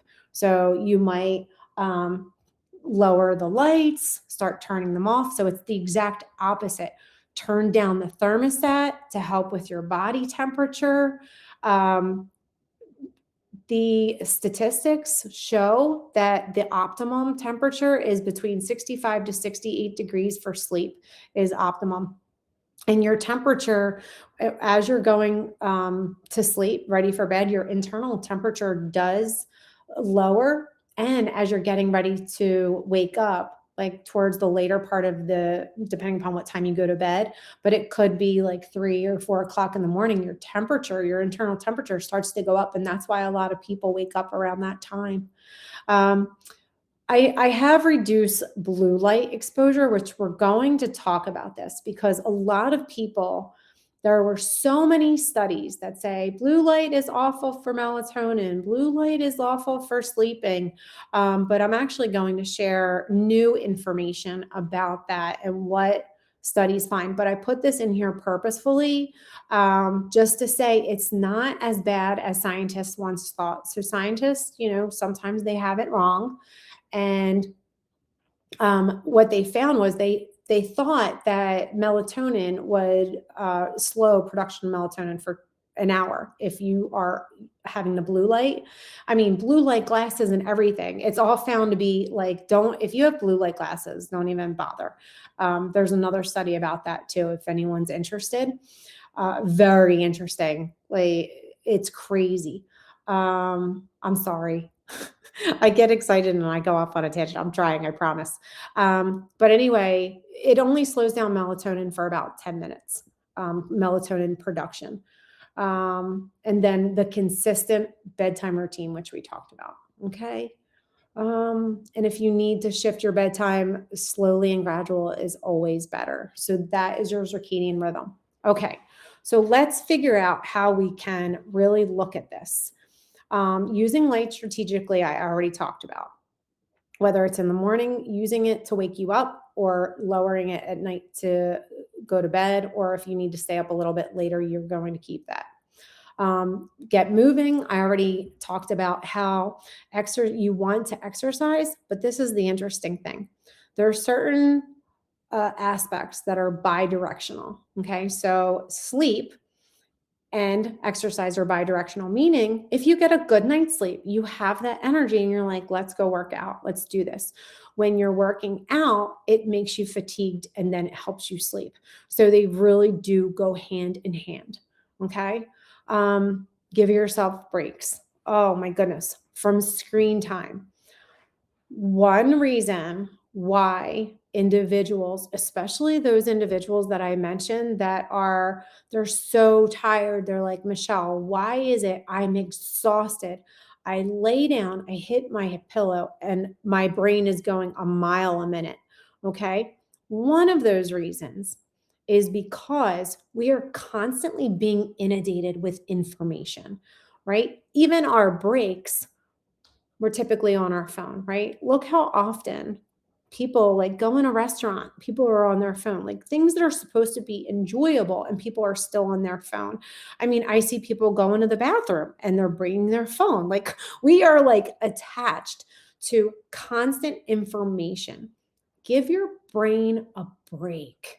Like, get rid of the phone or the tablet, computer for periods during the day. It's so important because with this constant information overload, it's no wonder that when we finally take all of that away and lay our pillows down, our brain starts thinking, because sometimes we're not just allowing our brain to think about whatever that is because things are going in. Okay. I hope that makes sense.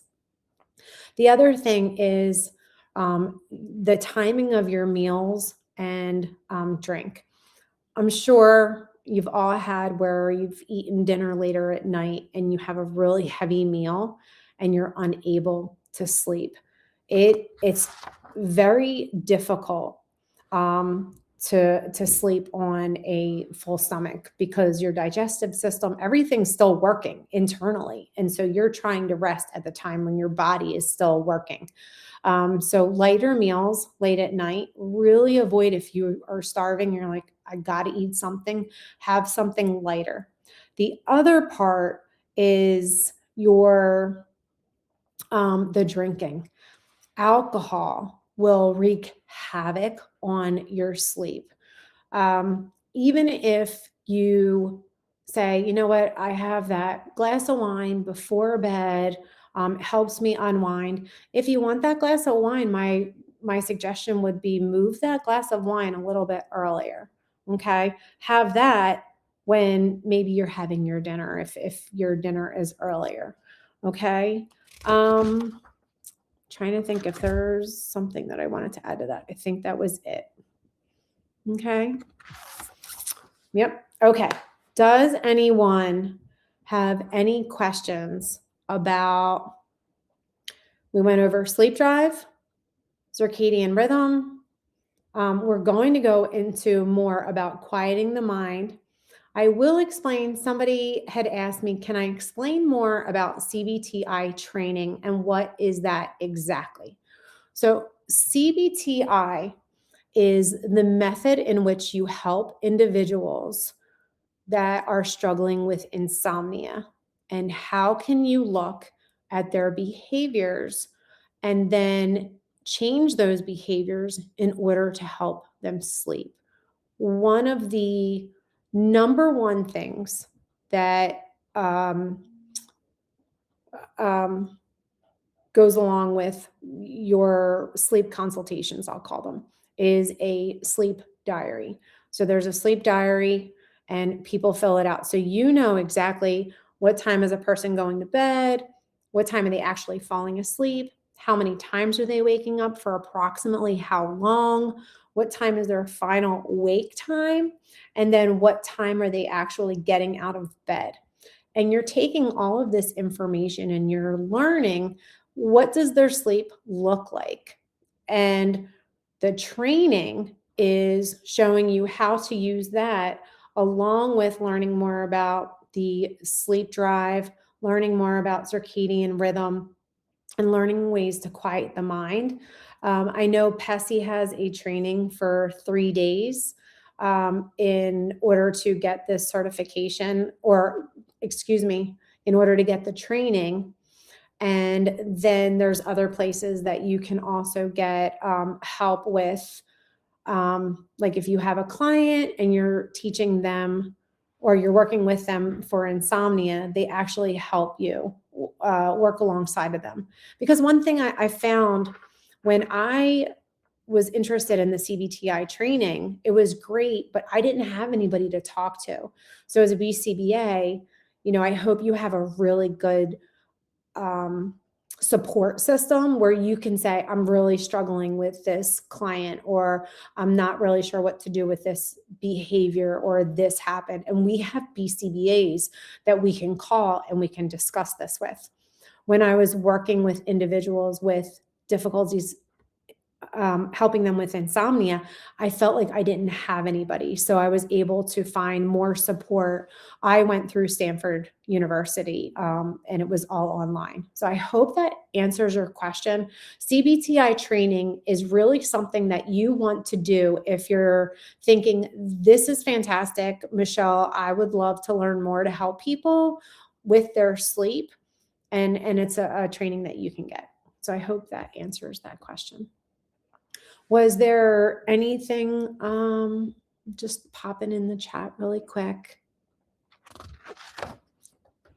Anything about how you can improve your day in order to help your night? Okay.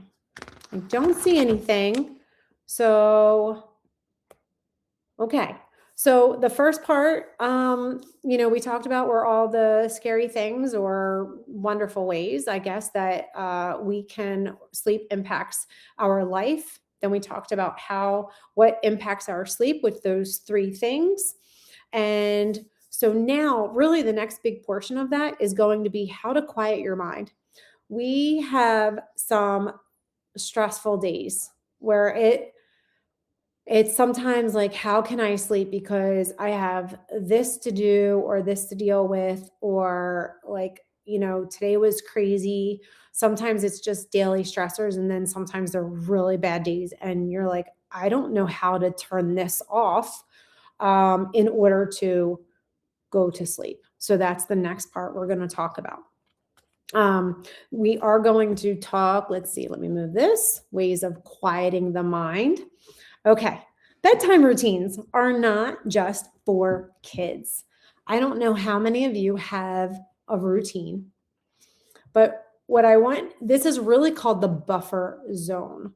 There should be a time where you're going from your daytime schedule to your night, or rather, really your work schedule and your go, go, go, go to your home life or the relaxing part.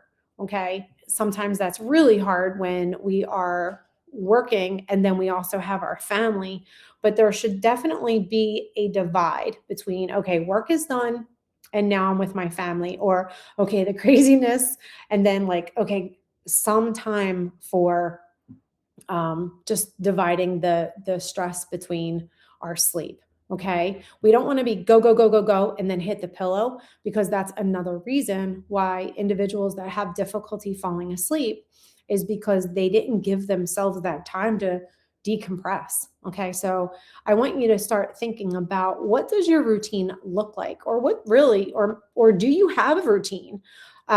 Look, what is it that you're doing right up before you go to bed? Okay.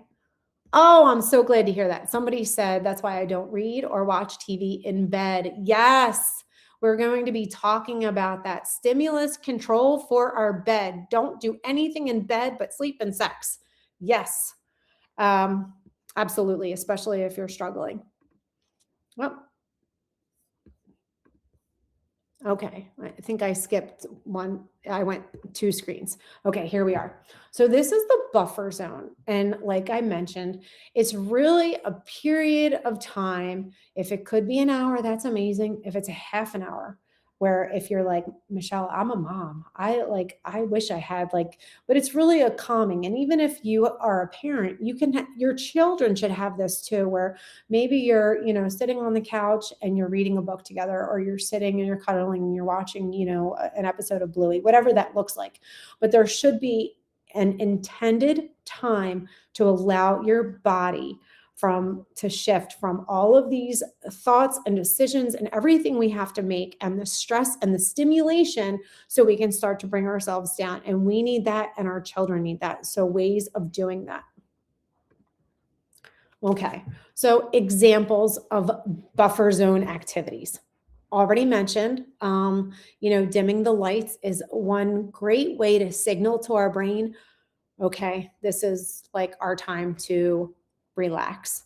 You may enjoy some stretching, especially if you're seated all day, depending upon what your job looks like.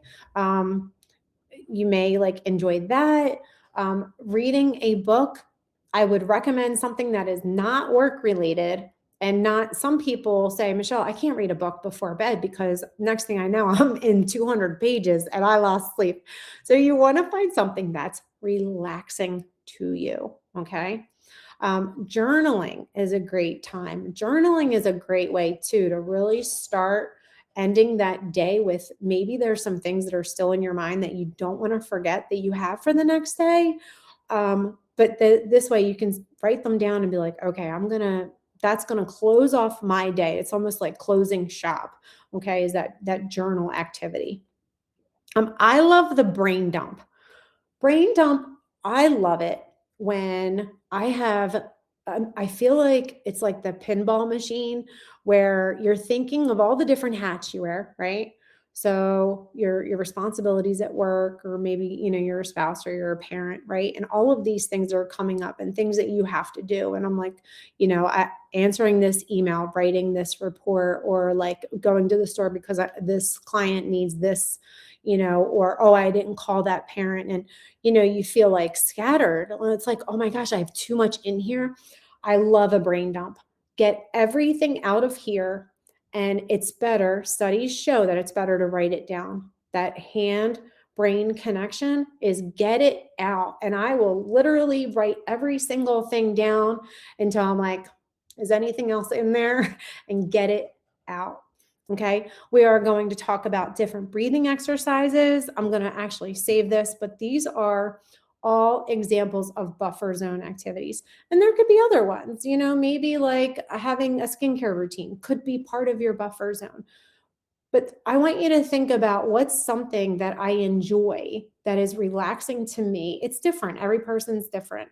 And then really, be intentional, okay, with your bedtime routine, which is for adults, it's called the buffer zone. Okay, this right here, mind unwind, I like to call it, is think about that brain dump, but it's an extra step. This here is great for if you have a lot on your mind and you're like, I don't know how I'm going to sleep because I have so much to do. And I know I'm that person that in the middle of the night, I'm going to think, oh God, don't forget to do that. I have to do this. This is a brain dump that's more organized. So everything on the left-hand column, you have everything that's on your mind. Okay. It might be, oh, my mom just, her birthday's coming up. I got to do that. Oh, my aunt just had surgery. This client, I forgot to email that parent, or, I have to go to the grocery. What am I having for dinner? Everything, every single thing that you could put in there. But then on the next column, you make a plan.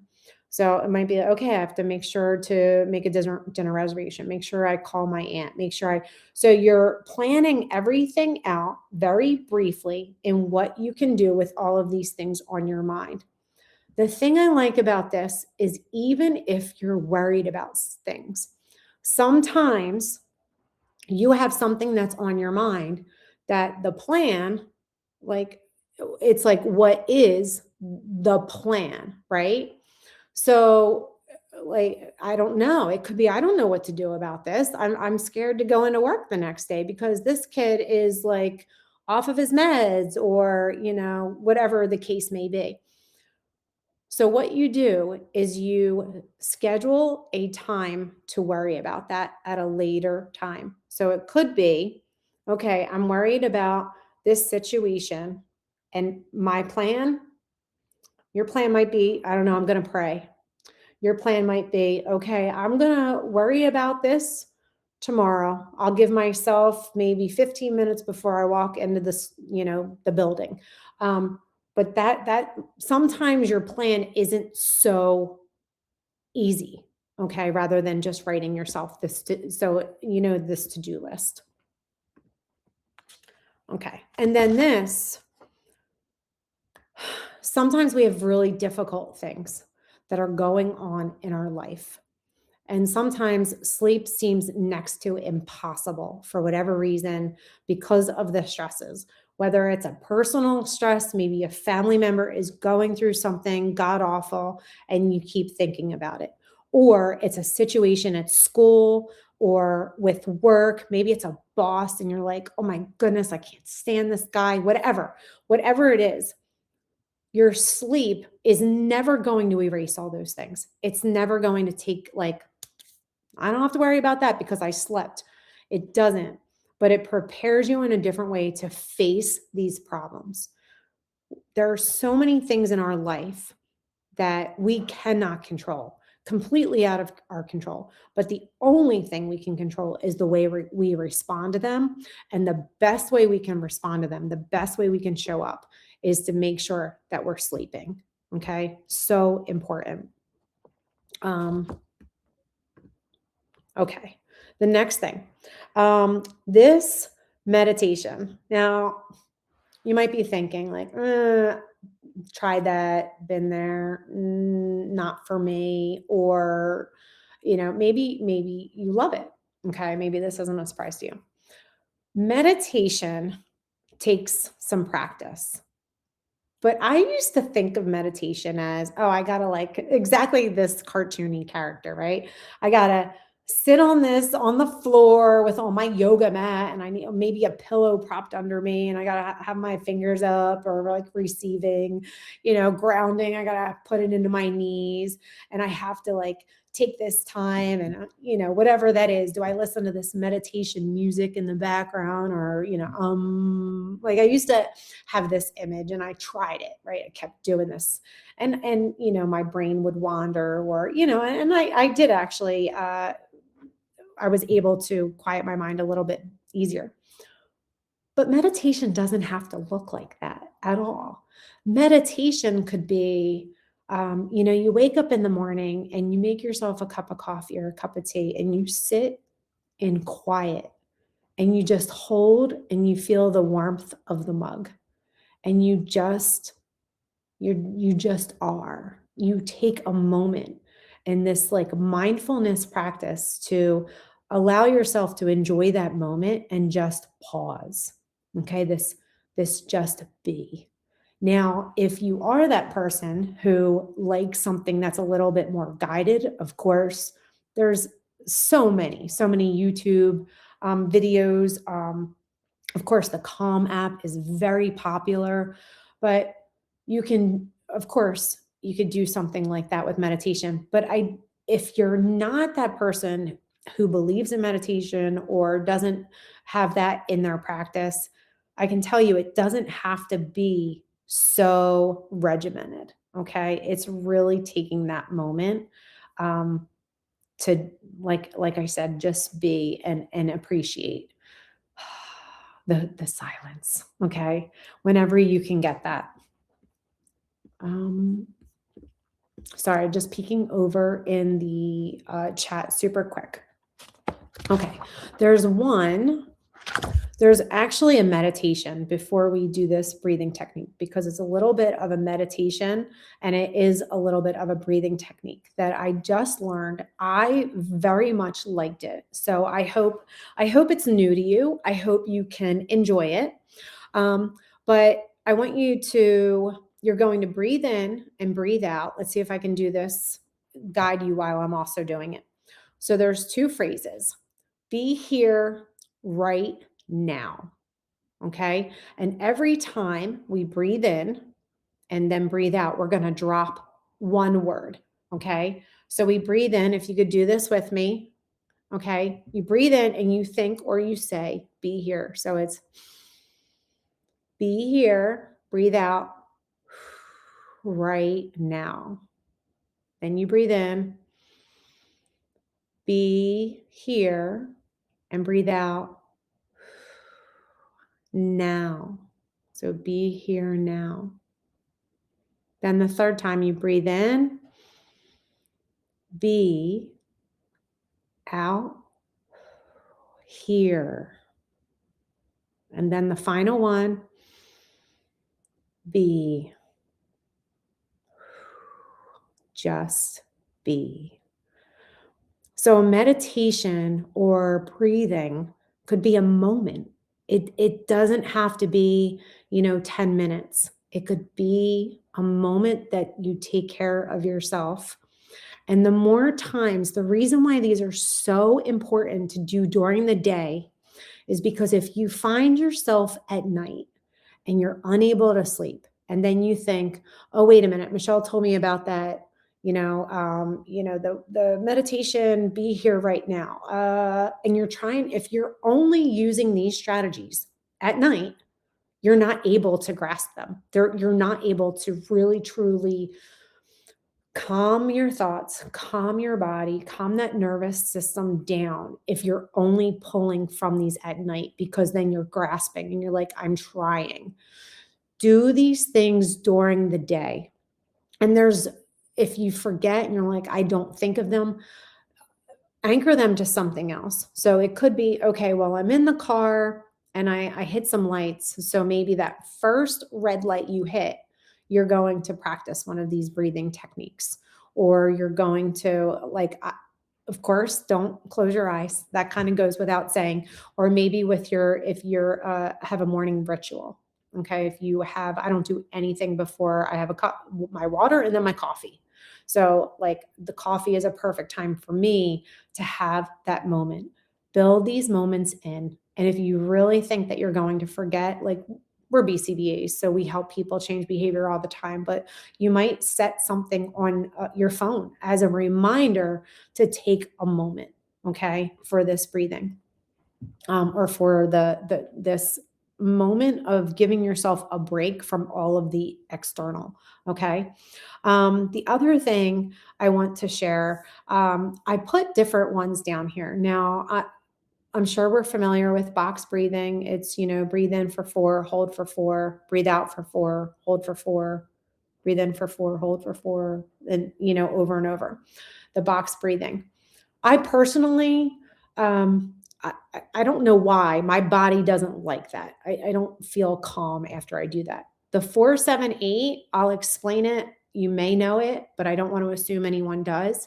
But I find my body and me calming down. When you breathe in through your nose. When you breathe out through your mouth. And the breathing out, you want it to be double, okay, whatever your breath is. So the in is for a count of 4. You're going to hold it for a count of 7, and you're going to breathe out for a count of 8. So we'll do that together now. And it typically, if you find, and this is great to use with clients as well, if you find they're very agitated and you have that rapport with them, these breathing techniques can be very powerful for them as well. Okay, so we'll do this together. So breathe in for 4. Hold for 7.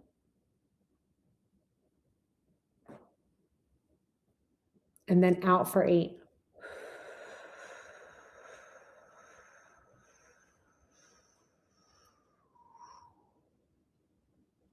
And then you start over. There was a school that I worked at, and I was the only one there for the entire school district, and I would get called to put out fire from fire to fire. And it was like, how do I do this? And I would go into a bathroom. I would do this 4, 7, 8 because I was like, I didn't know what I was going to be walking in, but I knew when they called me to a certain room, I was like, oh, this can't be good. So we need to take these moments for ourselves so we're better able to take care of all the stress in our job, but, taking care of ourselves. Okay.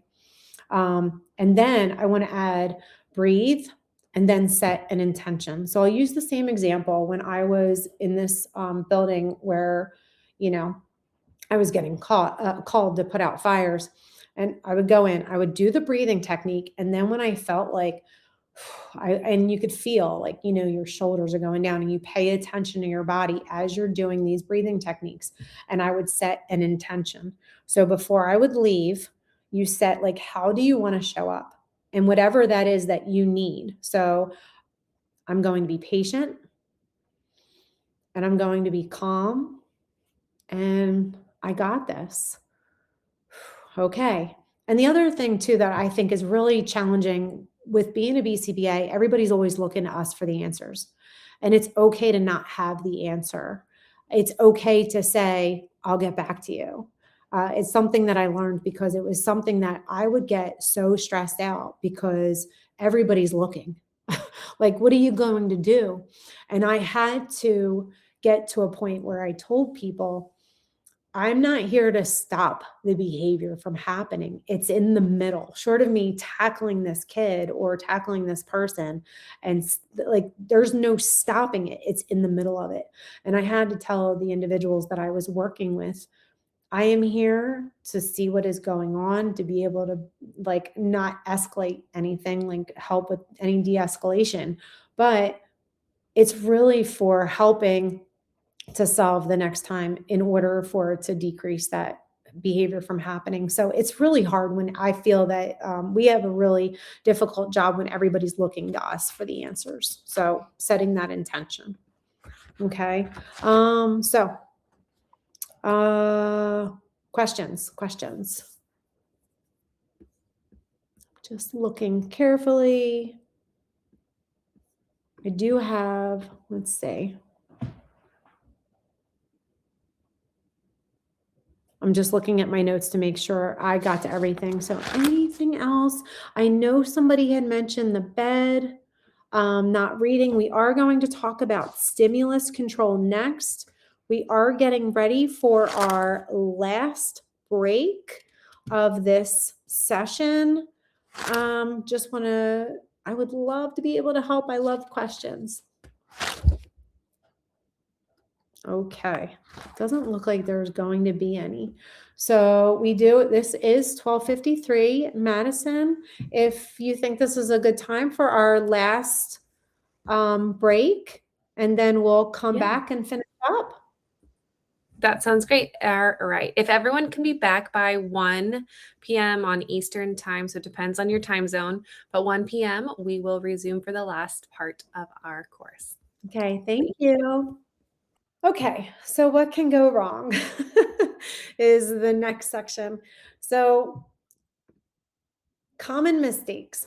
So what happens, and these are individuals, and I should have mentioned earlier, a person that is experiencing insomnia, it could be a bout of insomnia. It could be something that they're struggling with for a period of time and then their sleep gets back on track. I've had people that I've worked with that said, I have had insomnia for 35 years. So there are people that have been experiencing this for a very, very long time. And what happens is when we're not sleeping because of whatever reason, stress in our lives, and actually that is there's typically a life event that happens that throws us into this insomnia. So let me give you an example. There was a person I was working with, and she did not have insomnia, had no issues sleeping until her father got very ill.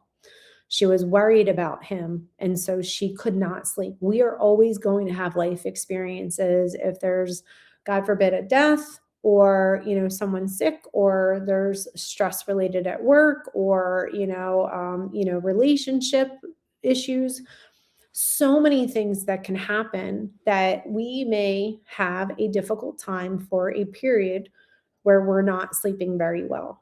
Sometimes what happens is that person who is now experiencing insomnia on a very short-term level starts to pick up some poor habits, or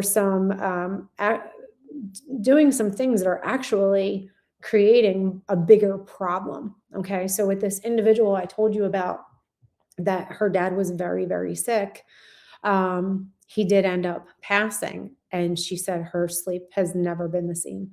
She's never been able to get back to that sleep that she had. So this is why I share a common mistake. What happens when we're not sleeping? So as we're not sleeping, we're tired. We're hitting the snooze button, right? Sometimes we're deciding, you know what? I don't even know if I'm going to go to work today. So you start changing your daily habits. The one thing I'll mention briefly about hitting the snooze alarm. We all have different stages of sleep that we're in. Through each one of those stages, there's different benefits. That's what we talked about in the first part briefly. Okay. There's stages 1 through 3 of sleep, and then there's that REM sleep. To complete an entire cycle of the stages of sleep, it takes approximately 90 minutes. What happens is, if you're one of those people who are sleeping and the snooze alarm goes off and you hit it, you wake up and then you go back to sleep. You hit it, you wake up, you go back to sleep, and then it happens. And it's called sleep inertia. You're actually making yourself feel worse by not just getting out of bed in the first place. Okay. And then you walk around and you're kind of feeling like that groggy zombie feeling, and you're like, oh my God.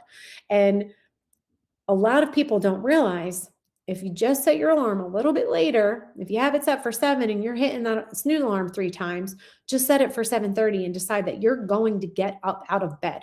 Okay? That's the best thing you can do. So that way you're not walking around in the morning, grabbing that cup of coffee, feeling incredibly groggy. Then canceling plans. So I already mentioned, maybe you're calling out of work so you can sleep in even later. Maybe you had some plans with friends and then you're like, I can't, I'm going to be miserable. I talked to a gentleman the other day and he said, I can't go because it will be awful. I will be struggling and I will be suffering. I cannot go. And so he's canceling plans because it's just, I can't do it. And what happens is, if you know of, anyone who is experiencing depression and sleep are very closely linked together.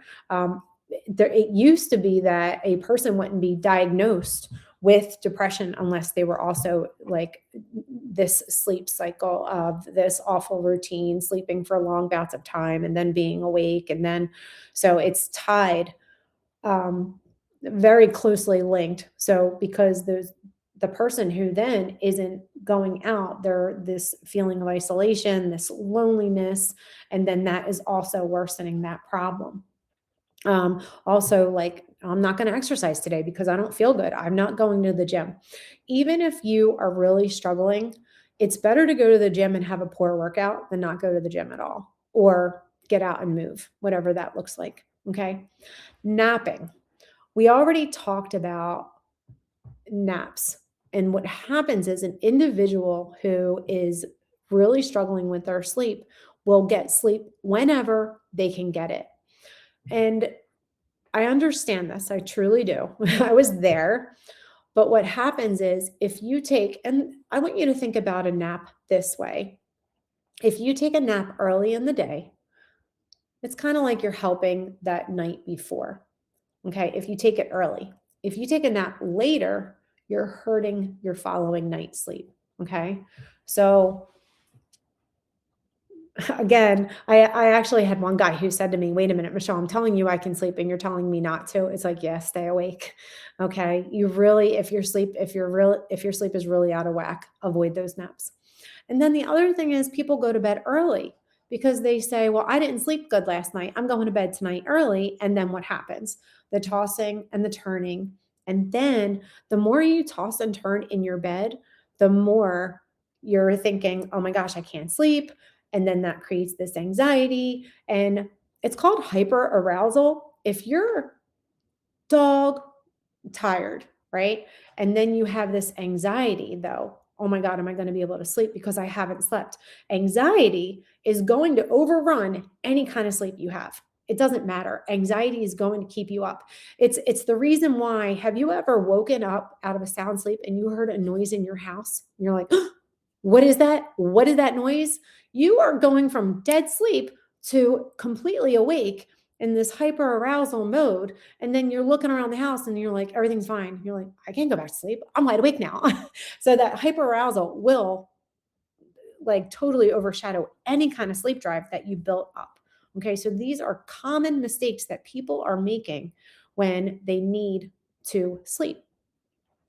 Leads me right into stimulus control. Now, one of the attendees had mentioned that he avoids TV and reading in bed. Now, this is, I would say it's a good rule of thumb. The worst thing you can do is work in bed. Like if you're getting your computer, get your computer out of bed, get your laptop off of your lap while you're laying in bed, watching TV. I know some people do. If you're one of those people that are watching TV in bed, can turn it off, roll over and fall asleep and have no problems, more power to you. That's awesome. But if you're a person who's struggling with sleep, the only thing you want your bed to tell your brain and body is this is for sleep. So if you're doing all of those things that are not conducive to sleep in your bed, then instead of it sending the message that it's for sleep, now it's sending the message that, oh, my bed's for work. My bed, which you're alert doing your work. My bed is for worry. This is where I worry about the problems or anxiety. So a good rule of thumb is, and this is a very generalized, there's some nuances to this as well. But if you are the person who's tossing and turning and you can't sleep, get out of your bed. Okay. It typically, the recommendation is 20 to 30 minutes. If you're unable to sleep, get out of bed, do something that is relaxing. And think about what was something relaxing that you did during your buffer zone. Okay. Maybe you go back to that very light stretching. Maybe you go back to a relaxing read. I actually have a book, it's by Oprah Winfrey. And they're very, very short stories. So I don't have to have a lot of brain power about characters or learn, anything. But there's like a little moral of the story, and it's really cute. This is a book that for me, I have set aside on those nights that, I'm just like, man, my mind's a little like, I can't sleep right now. I'm going to get out of bed. Doesn't happen often, but I do have something that I can go to in this case. I feel like there was something else I wanted to share with stimulus control. But that's basically it. Think of your bed as being for sleep and sex and nothing else. Get everything else out of your room. Okay? All right. Okay. We mentioned briefly, very briefly, melatonin. And I talked about the blue light and how that suppresses melatonin. Melatonin is a hormone that your body naturally produces. Unfortunately, melatonin is like that purple aisle down in the grocery store. They have melatonin gummies that are for children now.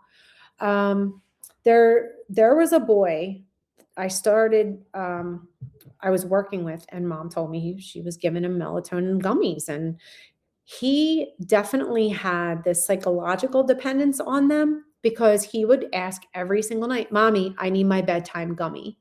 And he was reliant on that. But I had to give her some more information.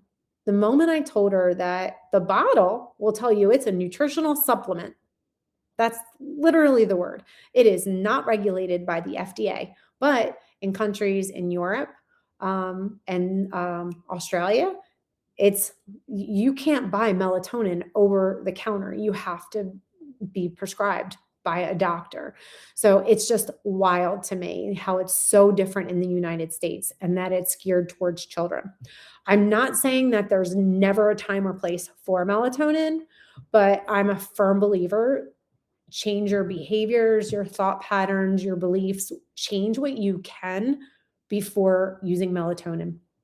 This is a study, and it has been replicated recently, that showed that melatonin levels, what's actually found in that gummy or that pill, is anywhere from only 74% of what the bottle tells you it is to as much as 347% more than the bottle tells you it is. And it doesn't surprise me that when I talk to people who take melatonin, they say, I don't know, sometimes it helps and sometimes it doesn't. Well, I'm not surprised by that because maybe on that the 3 milligrams that you think you're getting, maybe you're really only getting, 1, or maybe you're getting, 15.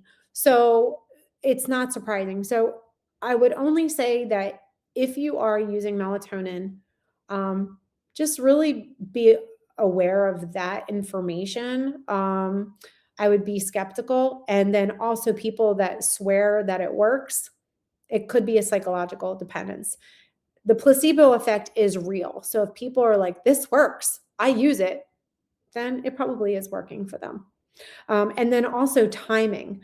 I know a lot of people that will take melatonin after they're not able to fall asleep and they're taking it, like maybe they went to bed, found that they're not able to sleep, get up, go take melatonin and take it. Well, melatonin actually in and of itself does not help you fall asleep. It signals to the rest of your body, to the hormones in your body, hey, it's time to fall asleep now, like that white and black checkered flag that says, hey, the race is on. That's what melatonin does. So if a person were to take it, the recommendation is 1 hour before bed. Okay. I don't know if you have any questions about melatonin. Naps. I already said that if you are truly a person with struggling with sleep, then refrain from taking naps. Really do whatever you can, because remember, if you think back to your sleep drive, the longer that you are awake, the more quality sleep you're going to have. If you had a really crummy night of sleep, then the next day, the good news is you should have a great sleep drive. It should really be built up because you didn't sleep well the night before, which is going to help you. The only thing that could interrupt that is obviously our mind and that hyperarousal piece. But try to think of it in a good way. Okay. That, well, I didn't sleep well. I really want to nap, but at least I'm going to sleep better tonight. Okay. The other thing, the only exception, if you're really struggling with sleep, you're like, oh, Michelle sounds like she's describing me, I'm going to avoid naps, is the other thing that you can do, or I'm sorry, the other thing you should keep in mind is if, God forbid, if it's a safety concern. If you're going to be driving and you're tired, go to take a nap. Safety always comes before everything else. Okay. The blue light. I mentioned the blue light, and I bring this up again very intentionally. So it was thought that scientists thought that blue light would suppress melatonin, which I just talked about, right? The hormone. And it was found like, oh, you have to get off your phone. You have to get the kids off the tablet an hour before bed because it's going to disrupt their melatonin. Well, they found that it only suppresses it about 10 minutes. So that's good news, right? But there's something called TOP. It stands for time on platform. So those devices are still awful for you, but for a different reason. So have you ever, I call it the TikTok trance, or I've heard that and then I picked it up. Have you ever like, oh, you know what? I got some time to kill. So I'm just going to be like looking at TikTok for about 10 minutes. And then you look up at the clock and the next thing you know, it's like 40 minutes later. So what just happened to this time? This is crazy. So the time on platform is something that the people that get paid lots and lots of money want to keep you on their platform. And so everything they can do, from the bells and the whistles to, constantly, like on YouTube now, you don't have to choose a different video, another video pops up. So they're getting very smart in how to keep you on your phone. So this creates a problem. You might use this as something to unwind, which I would actually kindly disagree with that. Like, it really, as much as we think that a phone is helping us unwind, it does distract us, but it's also this constant information too that we need to give our brains a break. But they're also dopamine hits. So you actually are getting a little bit more alert than you think you are. So I would refrain, like put your phone away. I'm thinking of other commonly asked questions, but I feel like I answered them during. Is there anything here? No. Okay. Okay. So circling back, what should we be on the lookout for? And then what can we do? So I want to touch base very briefly where we started. When I first noticed this link between sleep. And one thing I forgot to mention, and this is like wild to me because of being a special education teacher for so many years. If you take a child who is not sleeping, okay, and then you take a child who has ADHD, their symptoms are identical. Okay, so there could very well be a child with ADHD that is getting put on a prescription that is going to help them focus, and it will. It's going to help them focus during the day. It's going to help them with their impulsivity, but it's not going to help them sleep. And so the crux of the problem is never being taken care of. The other thing I want to mention is that individuals with autism and individuals with ADHD have a more higher likelihood of having sleep issues. Depending upon the research you're looking at, children with autism have anywhere from 40 to 70% of these individuals have difficulties with sleep. And are there things like, okay, they're having sleep issues, but is there something that we can do about it in order to help them? What I would say is take what you learned today. Um, is that child on their tablet for long, long periods of time before bed? No, it's not going to be anything with the blue light like once thought, but it is keeping them awake and alert because of this constant information and dopamine levels. So that's something you can look at. But look at their sleep schedules, and I would also really start to talk to, if you're working with families, start to look at, wait a minute, maybe there's not a sign that shows the child is not sleeping, but that's a question you can ask. And this always fascinates me. Now, when I work with a family and they say, I'm reaching out to you because my child's doing A, B, C, D, right? And I'm having these difficulties and I need help with this. And I'll say, okay, is sleep a concern? No. So I always kind of fish a little bit more. Oh, okay, because sometimes some of the families that I work with, their child, they sleep, but they require a parent laying down with them, or a parent will be sleeping and they find their kid is in crawling into bed with them in the middle of the night, and they're like, wait a minute, and then a parent will say, oh yeah, my kid does do that. And I would definitely look into that to see if this is an issue, even if you're not seeing those signs. Okay. I do have a book too, I'm going to recommend at the end.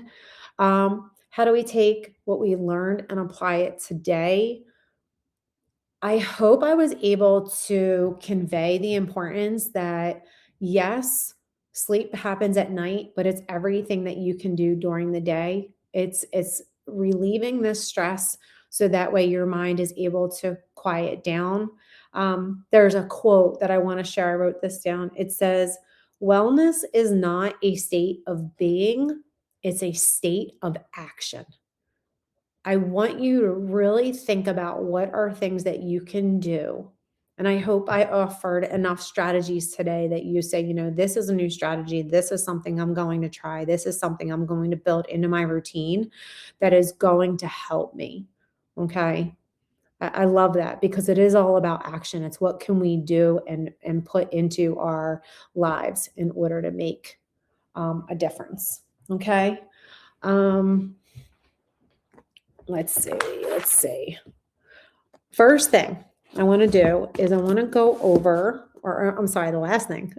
The last thing I want to do is go over some books that I highly recommend. Okay. Obviously, well, I have a picture of it here, and I have this Why We Sleep by Dr. Matthew Walker. If you want to purchase the book, it's a pretty hefty book.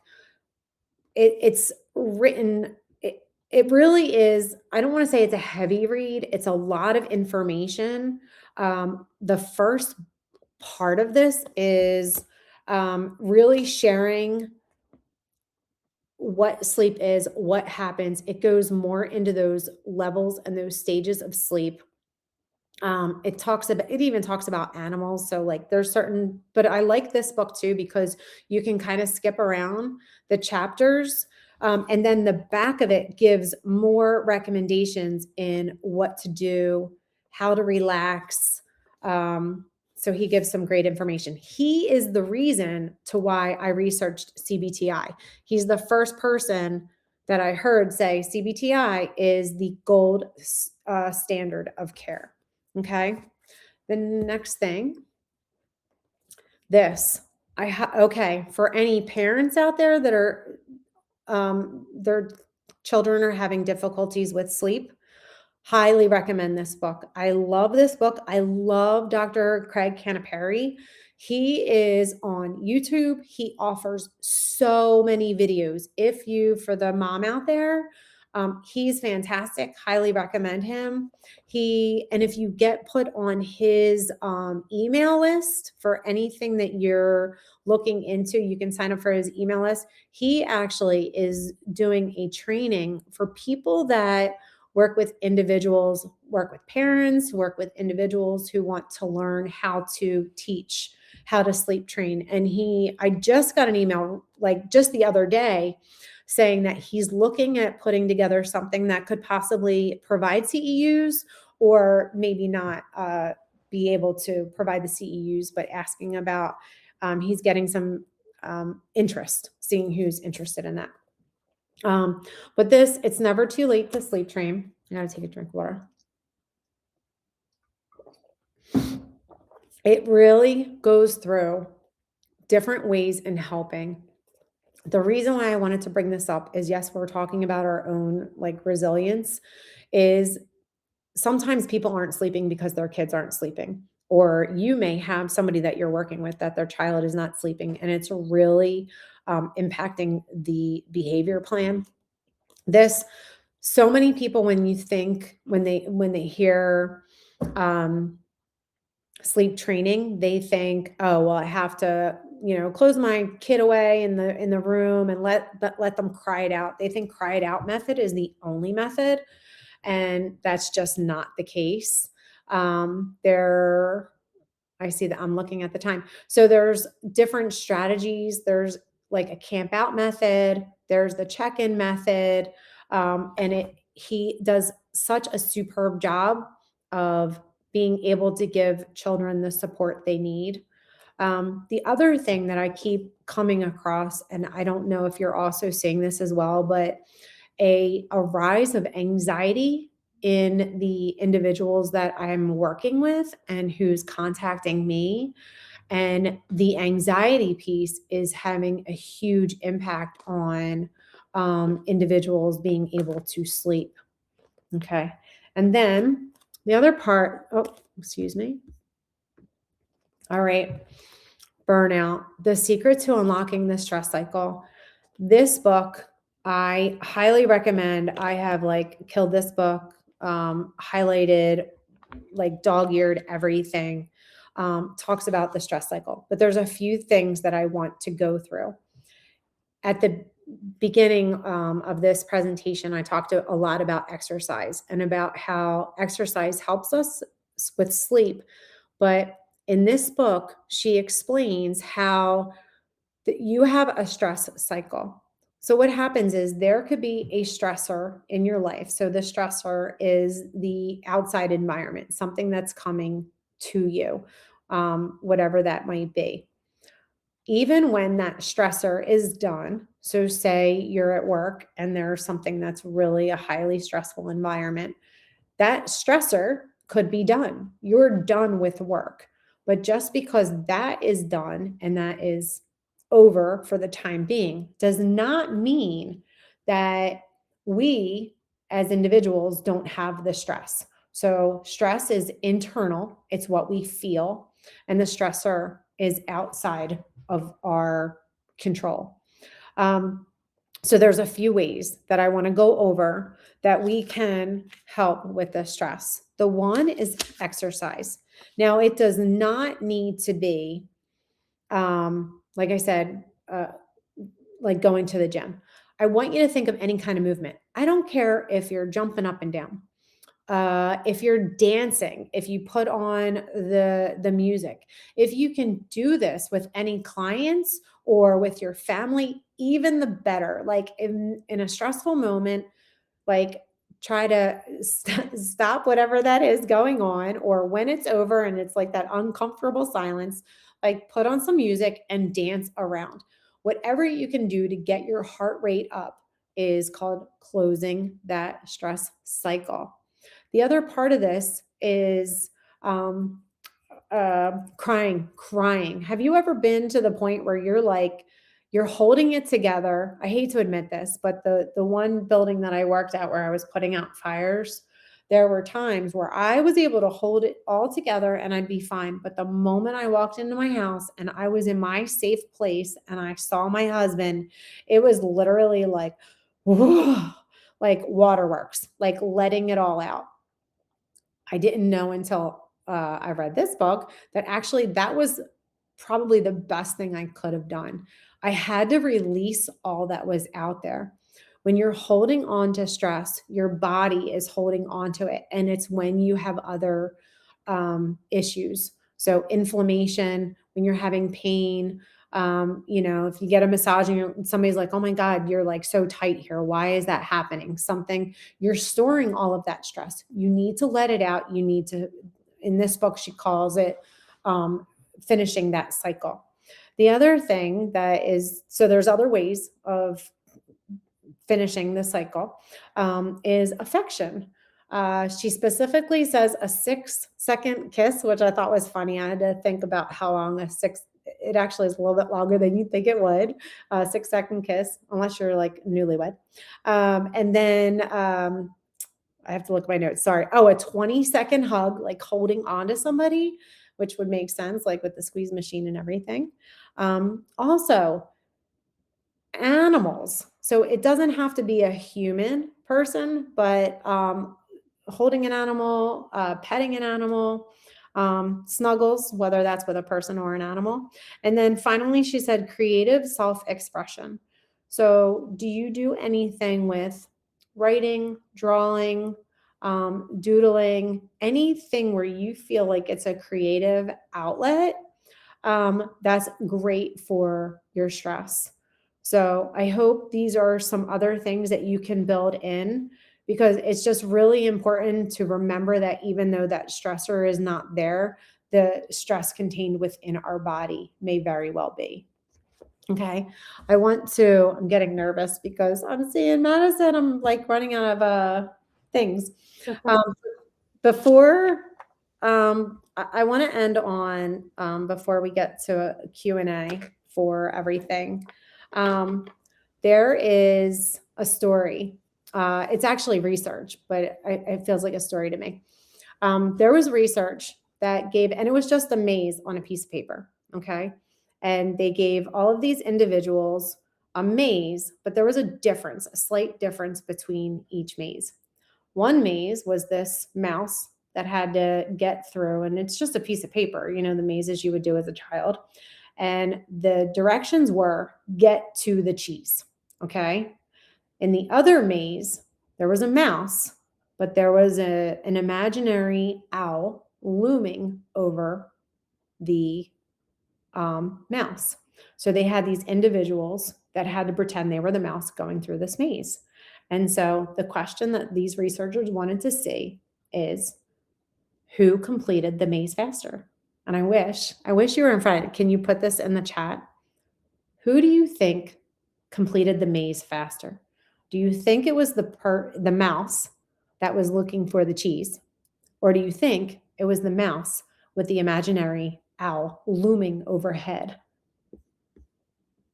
So let's see. Can you post in the chat maybe? Yeah, so let's give them some time for the video to catch up to answer that question. While we were waiting for that and for people to respond in the chat, we did have a couple of questions come in via email. So good. Before we get into those, I just wanted to touch base with Belinda. Belinda, if you feel like you had enough of a response, or if you have any additional questions about the CBTI training, if you can go ahead and comment that again. I'm going to mark this currently as answered. But again, if you think of anything else about that specific training, please let us know so that Michelle can answer it. All right. So then the first question that came in via email was, what do you feel the relationship between sleep quality and burnout is? And maybe expanding on that a little bit, how can we combat some of this burnout that we see and the turnover we see within the field? Yeah. So as far as you mean like the relationship, can you say the question one more time just so I make sure that I answer? Yeah. So their question was, what is the relationship between sleep quality and burnout? Mm-hmm. As I said before in the beginning, sleep really is the foundation of everything, but the impact. So sleep allows you to better be able to show up in these stressful situations. Have you ever, and I'll give you an example, have you ever had this situation, and this is something that you'll have to think about, but have you ever had a situation and you're thinking, oh my God, like, I don't know what to do about this. I really don't. And there's an old saying that says like, oh, well, like after a good night's sleep, you answer this question, like you'll feel better. And it's so true because sometimes after the good night's sleep that you're having, it allows you to be able to creatively think better. Like you're more alert, your cognitive awareness is so much better, you're more focused. So you're able to say, okay, there's this problem, but this is how I'm going to deal with it. Okay. So there's a study that was done. Actually, it was in Forbes magazine a few times about how expensive it is for employers when their employees are not sleeping. So it costs anywhere from, it was like approximately $200 to $300 per employee per year. And so it adds up to, like, in the United States, it's millions of dollars that these employers are paying for this sleep deprivation. And one of the things that was noted was, productivity. I say one of the things and now I'm listing, but productivity, mistakes that are made, people that are out sick, but then all of these things on top of each other. When all of these things are happening, that leads to burnout. And so that's the one thing that they were actually saying, the burnout is happening when all of these other things are adding up. Okay. Sure. So there is a direct link. It's Yeah. yeah. Well, and then I think as in a supervisory role, if Mhm. you're having to constantly train and put the stress on yourself to train new providers, then that kind of is very cyclical. Mhm. Abs- Absolutely. It really does. When you think about the hierarchy, or can't think of these things, can't help but think of these as levels, that when you're not sleeping, you're tired. And then when you're fatigued, you're not handling things as well. But then you also are then feeling bad, right? Because then you're like, oh, well, I just, I wasn't very nice to Madison, or why did I say that? And then you're beating yourself up, but then you're making mistakes. But then your boss is like, how did you make this mistake? Or your supervisor or a parent or something, it's like, well, why did this happen? And it really does build up and build up and build up to the point where that's the burnout piece, where you're like, I can't Yeah. keep doing this. And so I know not to, beat a dead horse, but it really is about how can we take care of these little strategies during the day so then we can pull from them at night. Like even the one strategy that I had talked about, when we really are stressed out, and I say before bed, using that brain dump or using that mind unwind. If you wake up in the middle of the night and you're like, oh my gosh, my mind is going a mile a minute, that's when you pull from them. So you're doing it during the day, but then if you're unable to sleep at night, these are the things that you're able to really pull upon and do. Um, I will add, since I'm thinking about this, one thing I mentioned earlier is I was not good with meditation. I was not good at slowing my brain down. I was like that mile a minute, caseload was insane, like personal family life going on. Of course, we all have that. Mhm. And I just was never good at this meditation. I'm like, it'd be nice if I could do that. But I've gotten to a point, and it took me years, but little by little, I did a guided meditation, or I just take that moment like with a hot coffee, and like, I don't always have my radio on in the car. And I do like try to hide my phone sometimes from myself, because I find myself picking it up and I'm like, oh, I know better. Right. But the one day I was the one night actually, I was laying in bed and there was nothing specifically that was necessarily bothering me, but I woke up. And so I'm asking like, why am I awake? Like, do I have to go to the bathroom? Nothing's really on my mind, but I'm awake. And I was so nervous to become more alert, like not nervous, but I was thinking like, and sometimes I get in my own head because I'm like, okay, Michelle, this is what you help people with. So you can't have this issue because you know what to do. But I laid there, and for me, I have been most of my advice, I do follow it. And so I've been going out very often and walking in my woods, just because it's just, I find it peaceful to walk in nature rather than walk out like on the sidewalk. So I was able to pull that memory of me walking and thinking about the leaves that are still like on the ground and rustling. And I was able to think while I was laying in bed, and very specifically, and this is so powerful too, like I was thinking, okay, I can smell the dampness of the leaves, I feel the crunching under my feet, like there's like this twig that was getting caught on my leg, and there was this like path that I was following, and it literally, my brain, this is might sound crazy, but I was almost proud of myself because it was wild, but in my like vision that I was like this guided imagery kind of that I had, I pictured this tree that was sawed off, and it was like this tree stump, and in this vision I had, and I just wanted to sit and kind of like sit with it all around me, and I was able to get, and that was the last thing I remember. Like I know I'm closing my eyes because I was taking myself like back through it, but that was the last thing I remember was I sat and I was like, and it was only, so if you do find yourself where you're having difficulties with like meditation or slowing down your brain, I want you to think of something that's very relaxing for you. Maybe it's going to the beach. There's one gentleman I work with, and he loves golf. He's like, golf is my happy place. So we talked about how to take every single moment. There's a mom I worked with, and she said, my daughter loves going to the beach. So we will talk right before she goes to bed. Okay, we pulled up. Okay, let's get the chairs out of the back. And mom's talking while her daughter is like thinking about, so she's even calming her daughter down, and using those. So it's, really just taking these things that are around us and applying them to give us these moments of Yeah. so we can sleep. Because if you're ever trying to sleep, it's not going to happen. If you're wrestling your way, if you find yourself like, oh my God, I can't sleep, that's not conducive to sleep. Yeah. I think it's so counterintuitive, but makes complete sense that you need to get up at that point. You need to get up and go do something. It's like, well, I'm going to be awake for hours. And Mhm. then coming back to just kind of like a reset.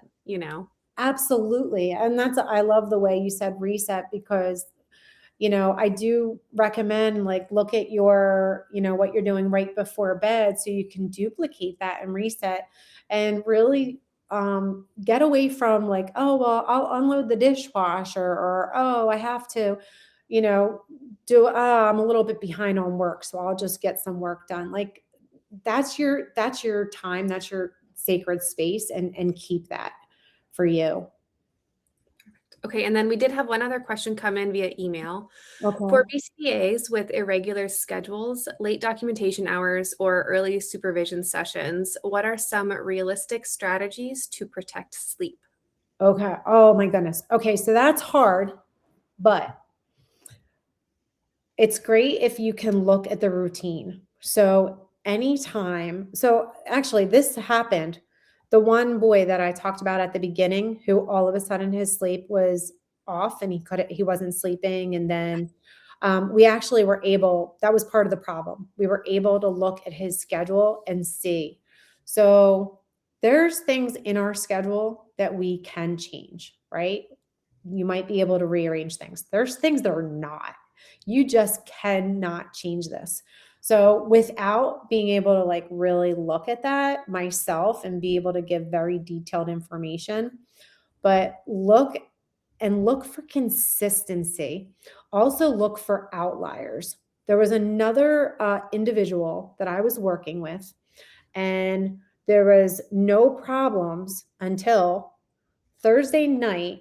They had church, and it was Jehovah's Witness. So they were out at church later at night, and then they weren't getting home until like 10.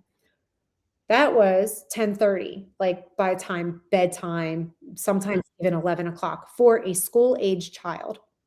So what was happening is that one day was totally wreaking havoc on everything, because then Thursday night, Friday, he didn't want to get up for school at all. He was a total bear.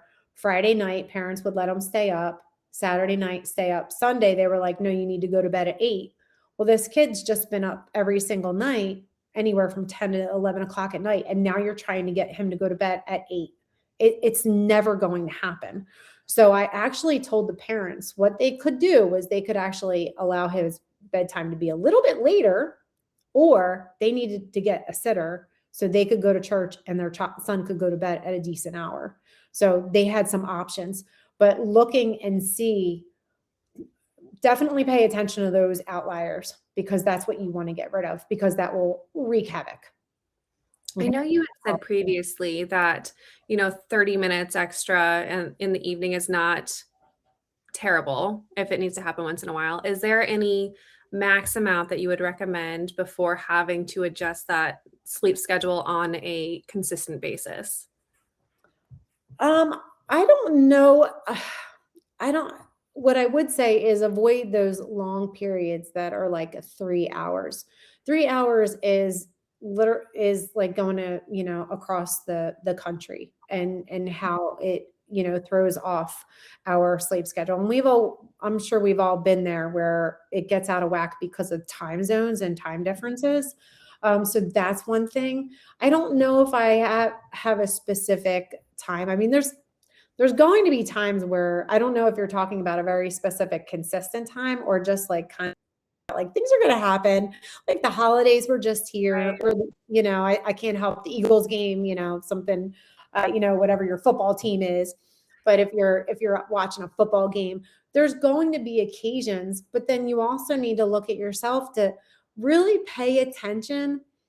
How does that throw you off?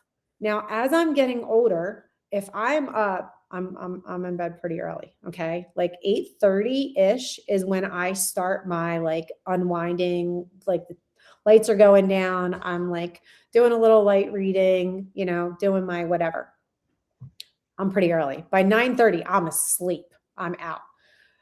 If I had poker the one night, everybody was here until 12 o'clock. And I was looking at the clock and I'm like, I was wide awake because everybody's like up and laughing and we were having a great time.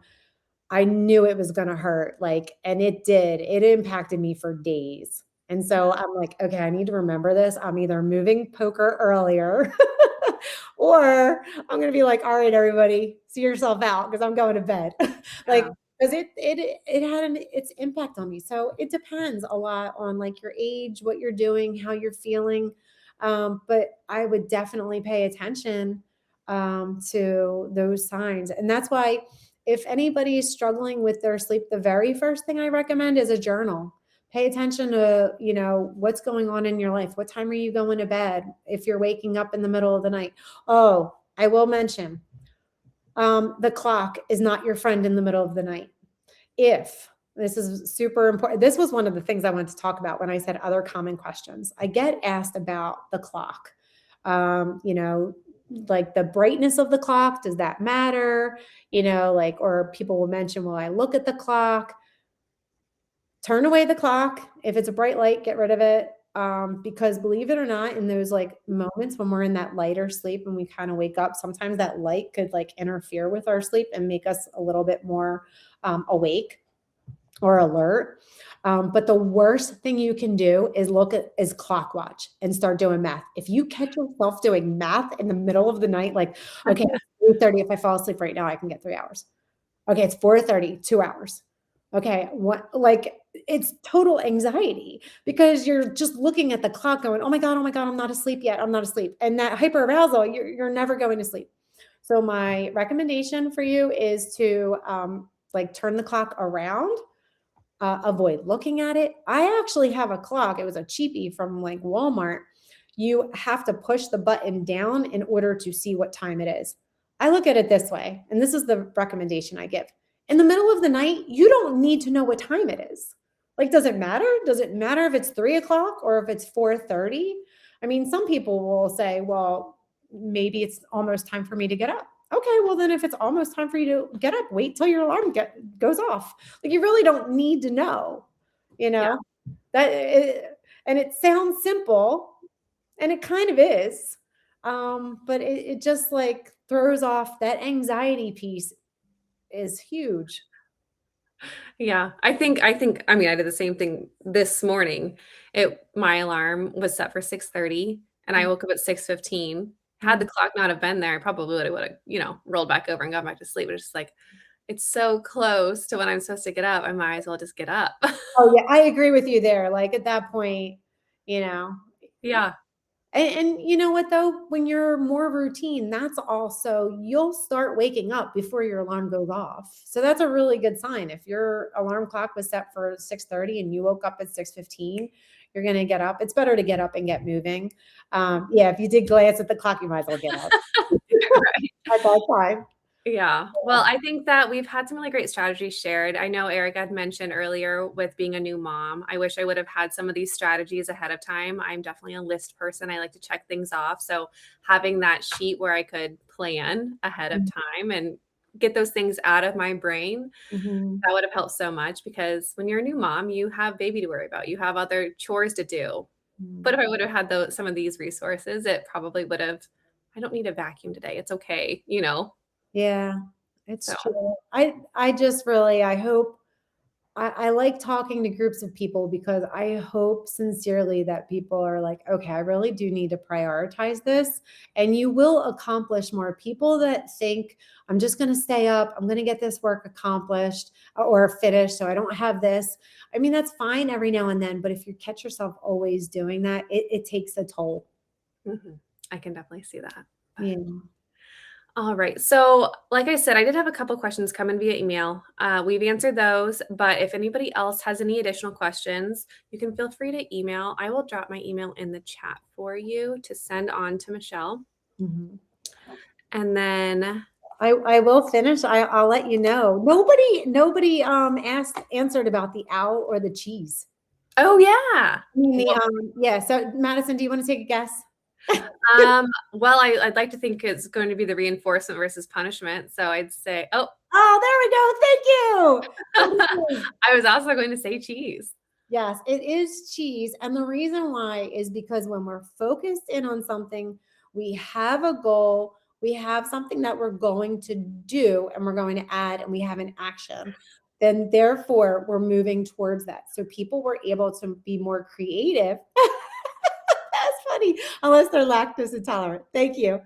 Um, but people were able to shoot for that because they had a destination.